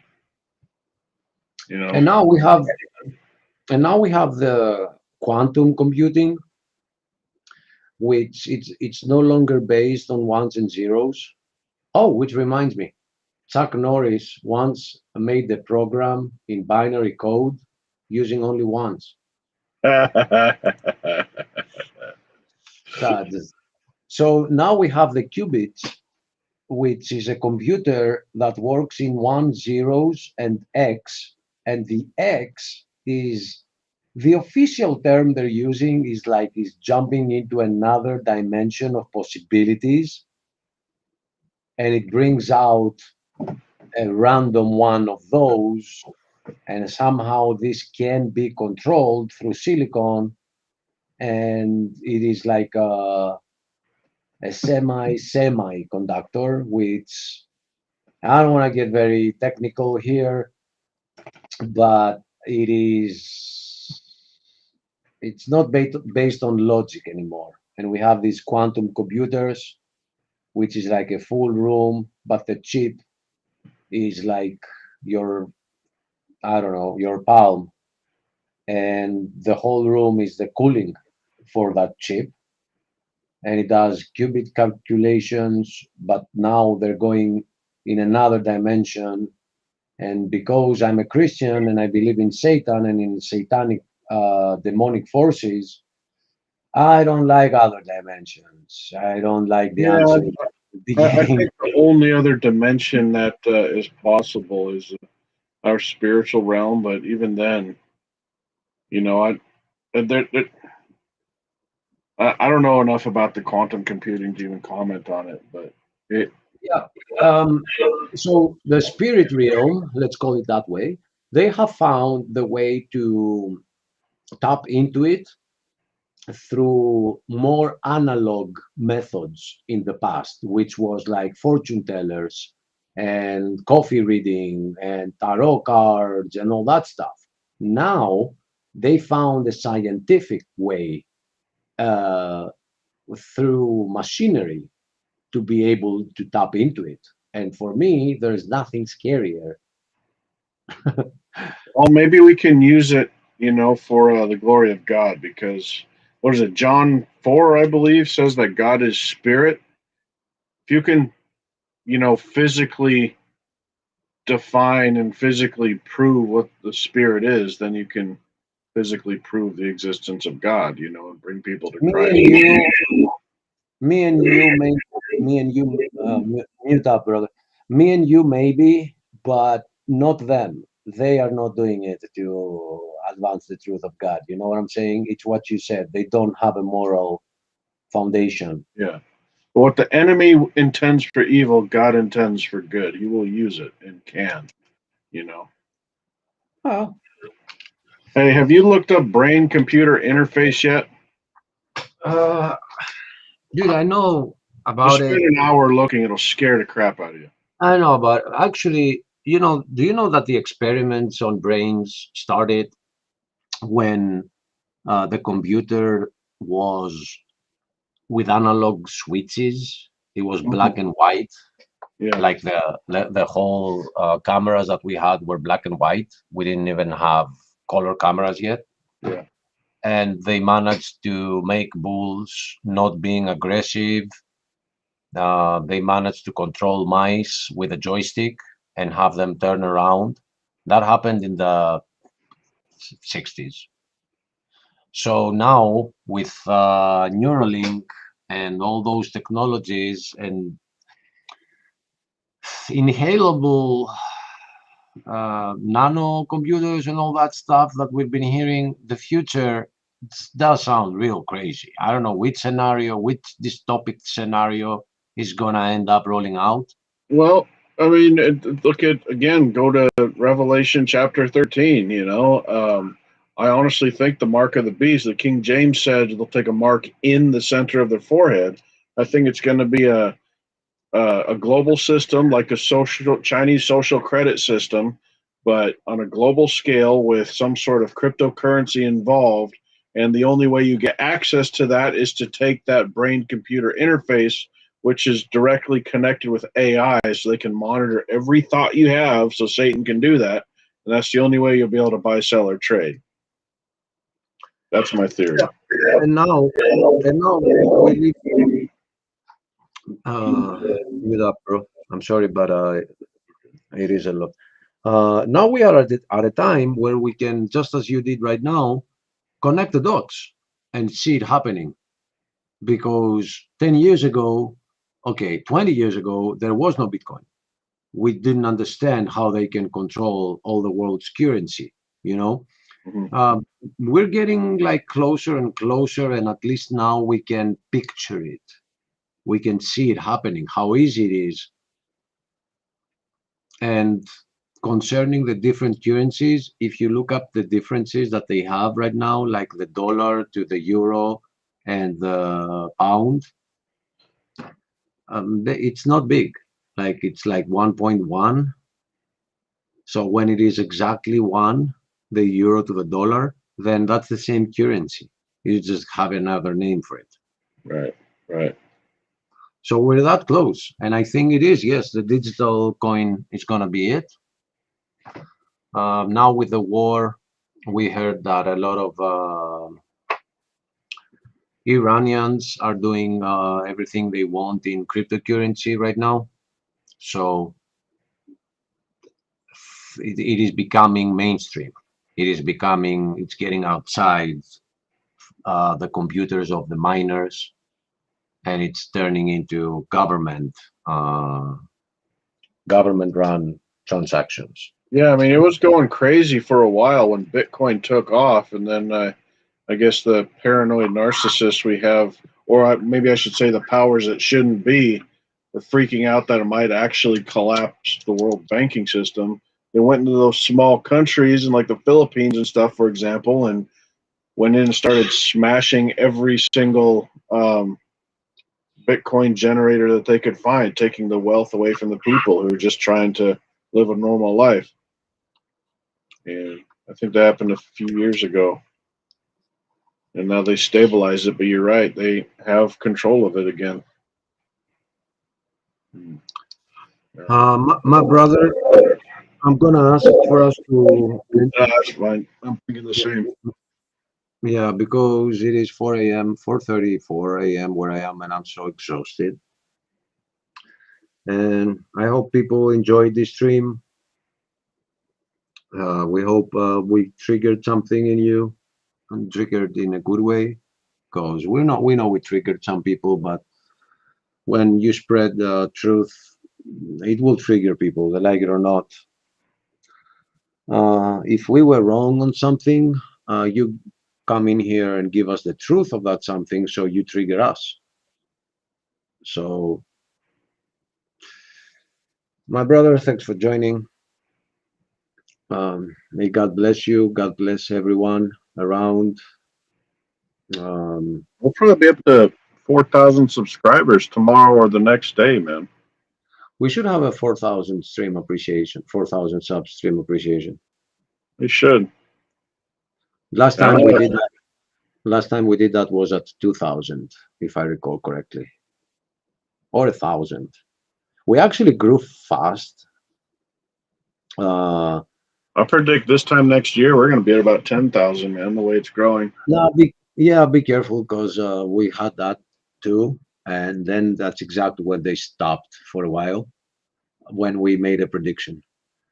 Oh, really? I don't know. I've noticed with this world that when you make predictions and when you say never or when you say always, things will turn around. So you see you were wrong, like all the time. It just keeps happening. So I'm always trying to avoid I read this book by a doctor. What was his name? It doesn't matter, but the quote was, what was it? As you think, so shall it be. And he went on a very, very long study about, the power of the mind and intellect and how, you can actually shape the future of your life, just by your thoughts. So Dreyer was his name. Okay. I don't know, what should I do? Should I be muting you when I decide to talk? No, because I'm sorry, but this echo thing. You're this tired, man. Go ahead and go to sleep. But let me just say that on that theory that you point out, no, I was of that mentality before getting saved. I was reading stuff like that, and these are new age theories that we have the power. We don't. There have been those people that supposedly did experiments on water, and if you gave it good vibes, the crystals in the water changed. And if you gave it bad vibes, it changed Yeah, bad. Masaru Emoto, that's a real thing. Right. No, the whole thing, dude, the whole thing is Satan's deception. There is this thing called God, which has destiny over us. And no matter what you say to yourself in the mirror, it will not change what God has laid out to improve you in front of you. It will not change. Of course, our mentality makes us robots, but not robots, but I'll give you an example. I did not have a clue of where I would be today 11 years ago. And I say 11 because in September this year, we're getting to the 10-year anniversary of me changing. Praise God. So Happy 11, birthday. yeah, thank you. 11 years ago, if I told anything to myself in the mirror about my future, God would be laughing so hard. Like, son, you have no idea what's ahead of you. Like no idea. You want to be positive? Be. You want to be negative? Be. It doesn't change anything about what is coming for you. So I guess that's where faith steps in, because God even says, He knows the plans that He has for you, and I wish I could think of this other verse, but I think that's where faith comes in. We just let God take control. I never thought I'd be hanging out with you guys on this ministry. it's been an honor, and it's been practice, and I've really enjoyed it. It's been amazing fellowship. Yeah, I never thought I'd be around. I never thought I'd be around Christians at all. So what I'm trying to say is that there has been this movement that goes back to, I don't know, 30 years. It took over the whole world with people that we found in Epstein's list, like Deepak Chopra, this supposed high spirit of coming from India and being located in the US, and gives all these lectures about how you have the power. And if you convince yourself that you're going to be a billionaire, you are actually going to be a billionaire, because there's a whole universe that is waiting on you to think of things. But you don't. And because you don't, and because you're being so negative, that's why your life sucks. So start having a more positive approach, so you can have a more positive outcome. And people were like, yeah, man, yeah. And no, it's just crap. There's destiny, and you can't alter it. So I'm just throwing that out there, that these theories exist a lot.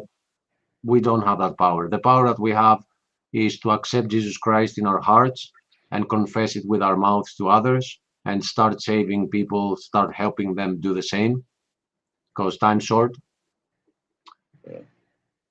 Hey guys, I just see Aiden and BBM coming back. Hello guys. I'm super exhausted right now. I'm like holding my head. But Rich brought something up that I had to spend another 10 minutes talking about. So I'm sorry. God bless you, Achilles. Have a wonderful night. Lord be with the brother. Let him rest. Let him sleep. Let him dream well. Thank you, brother. And likewise, I hope God gives you some strength for our next show. Time to do a creation presentation, bro. Yeah, I'm. I should just go ahead and just start it off, and I need to. We'll talk about that another day, but yeah, I'll do one here. All right, everybody out there, God bless you all. Thank you for being around, and we'll see you on the next one. I still don't know how to play an outro video, so get ready.